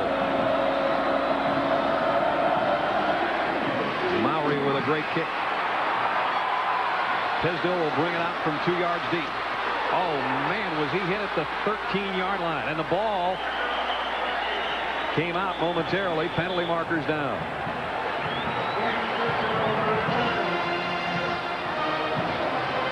don't even know how there was time to be a penalty on that collision. One more look at this touchdown from Kes McCorvey here. You're going to see Charlie Ward float this ball out. It's an easy pitch and catch. He's open by 6 or 7 yards. Let's see if he gets this ball in the end zone before he drops it, though. He reaches across, and the hand is right on the ball. And I'll tell you, that ball looks like it's short of the plane right there. One more look from the other side. Gets hit just as he's crossing the line, and that ball looks to be out. You can see the official call touchdown right there, so close. That's one of those ones just like we did. The referee anticipates him scoring so easily, and that hand comes over. We did not have a camera right on the goal line, unfortunately, to be able to look at that. Sean Jones' job is to try to get Tech in field goal range, and he works from his own 7-yard line. And now from his own end zone. Almost intercepted. Was that ball caught by McGill? No, I think it was Corey Sawyer that came across and almost intercepted that play right there, number 8. He laid out for it, but just didn't quite catch it. I think Georgia Tech is going to have to come in with 3 wideouts. They just can't go with 2 backs in the backfield. They need to spread this defense out. And remember, their weak point is the offensive line. And Florida State defensively with a ton of speed. Jones inside handoff on a draw play to Jeff Wright, the fullback. And he got it out to a first down at the 19-yard line. Great call that time. Offensive coordinator Steve Shankweiler just didn't have confidence with that pass block, and he just ran right by that rush with that little quick draw play. 1:28 left in the game. Oklahoma and Colorado to follow. It's 27-24 here. Florida State with a miracle comeback in the 4th quarter to have the lead by 3. Sean Jones going deep for Rodriguez and overshot everybody.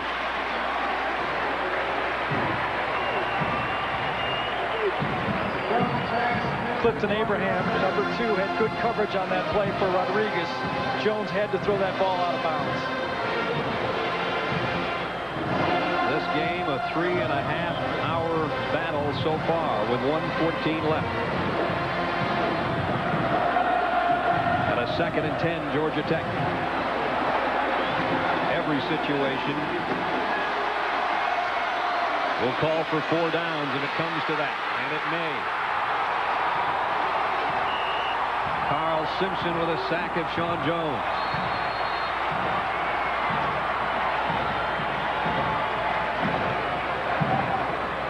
Carl Simpson had 11 sacks in 1991. He's their best pass rusher.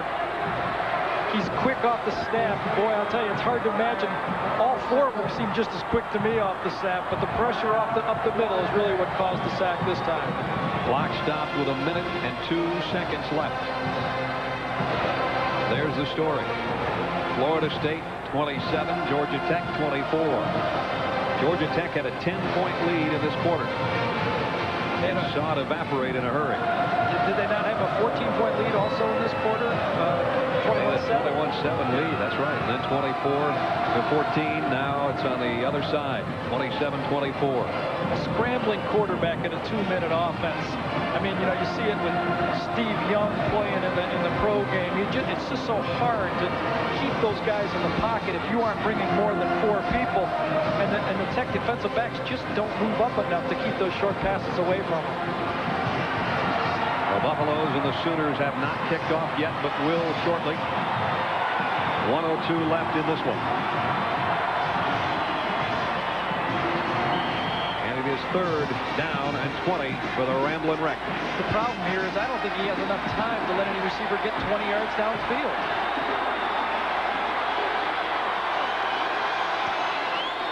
Jones near his own goal line.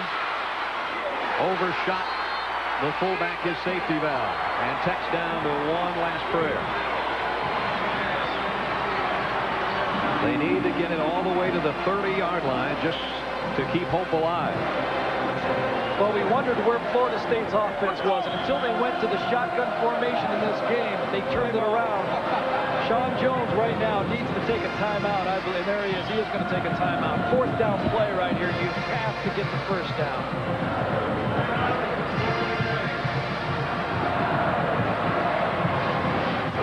unexpected second half fireworks after a 7-6 Florida State halftime lead, and boy, did we get them. Bobby Bowden in his initial year in the Atlantic Coast Conference. If he gets over this hurdle, Virginia, the only real team with a legitimate shot at picking off the Seminoles in the ACC. I really think the key play, obviously Charlie Ward's scrambling ability has been tremendous, but the key play was when they huddled up at the sideline and changed their formation from 4 wideouts to a tight end and 2 backs. That allowed them to pick up the blitz because Tech could not change up then. They picked up the 2 guys from the outside, and he had a one-on-one completion right here. Great job by Bobby Bowden or Brad Scott or whoever called that play.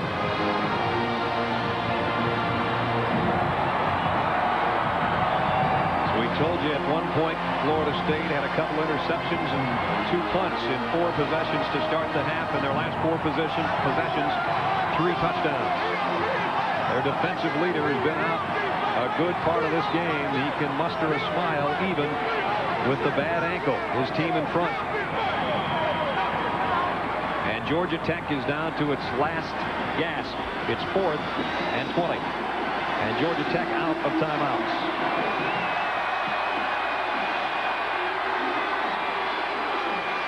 Jones running for his life again. And he'll go down. Reggie Freeman, and this one is a safety. In that situation, that's the best thing that could have happened for Tech because they now have an opportunity to do an onside kick. Had he just thrown that ball away, Florida State would have been able to take a knee and this game was over. They're going to get another penalty against them for Florida State is for celebration in the end zone, but you'll see Georgia Tech now play an onside kick. Well, Tech will get it now at the 35 because it would have been a free kick from the 20. That's so right. If you tack 15 on for the celebration, 5 for the celebration, it's going to be the 25 and still a chance.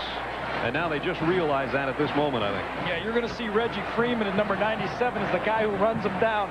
I mean, he is 240 pounds. Sean Jones runs about a 4.5 40, and he grabs him and gets him for the safety. But his Tech's only chance of winning this football game right here is this safety of getting the ball back. Now they know that they need a touchdown even if they could get possession. It's 29-24. Yeah, but it's better than turning the ball over to Florida State because then State just has to take a knee and the game's over. You have to play the last card out of every painting. Colorado and Oklahoma have kicked it off. And we'll be kicking off Rod Franklin and Mike Gottfried out there in less than a minute. At least less than a minute on the clock.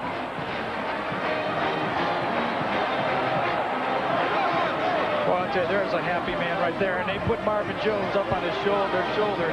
That's what they think because they know they still have a chance at a national championship when they're winning this game. Marvin Jones wants to get back on the football field with this team. You're right, 15-yard penalty. So at the 35, it'll be a normal spot for Georgia Tech in their free kick.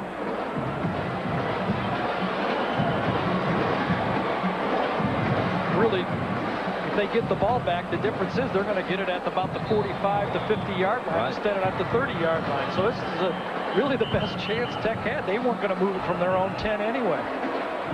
Well, we've seen Scott Sisson as a field goal kicker and a deep kickoff man, and in all the things put before him, he's answered the call. Now can he come up with a miracle kick to give Georgia Tech another chance? All right, now I'm saying this game is still on here, but we got a lot of people leaving the stands right now. Of course, they got tickets to the Braves. And it's going to take that long to get down there.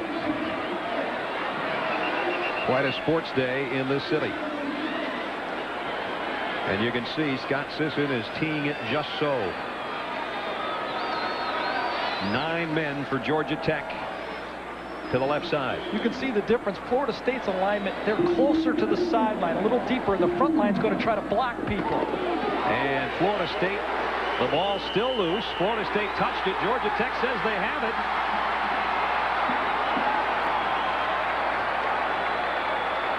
And again, no signal yet. They try to unpile bodies. They signal Florida State. It's really who has the strongest hands underneath that pile, because that ball might change hands 5 times before the referee gets there. Coming out of the pile is McCorvey, the man that got the touchdown moments ago. And there's going to be some fighting and shoving around this play right here. That ball was loose, no doubt about that. You see it right there. It was down on the field, and the person who was really yelling about that had that ball was Michael Brown, number 11. He had it for a couple seconds, but by the time the officials got to the bottom of the pile, McCorvey came away with it.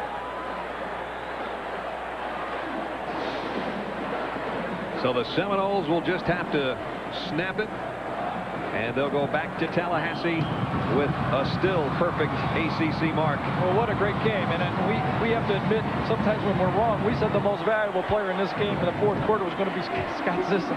The most valuable player was Charlie Ward. Charlie Ward was brilliant in the second half. 214 yards and led 3 touchdown drives, and he can take it easy as he takes a knee. I mean, he had 35 yards total offense in the first half and 214 in the second half. What a brilliant performance. And it really wasn't until they just basically freelanced their offense that he emerged. They just went shotgun. They had no snap. They didn't run a huddle the whole fourth quarter except for that one timeout play. And he just took over the game by playing fairly street football. Well, we said coming into this one that Florida State's addition to the Atlantic Coast Conference took it up another notch. I don't know if you can find a game that can go a notch past this one. Final snap for the game. Charlie Ward and the Florida State Seminoles have won it, survived it, and take it home 29-24. For Dr. Jerry Punch and Gary Danielson, I'm Brad Nessler. Florida State remains unbeaten in the ACC as we head out west, and Ron Franklin.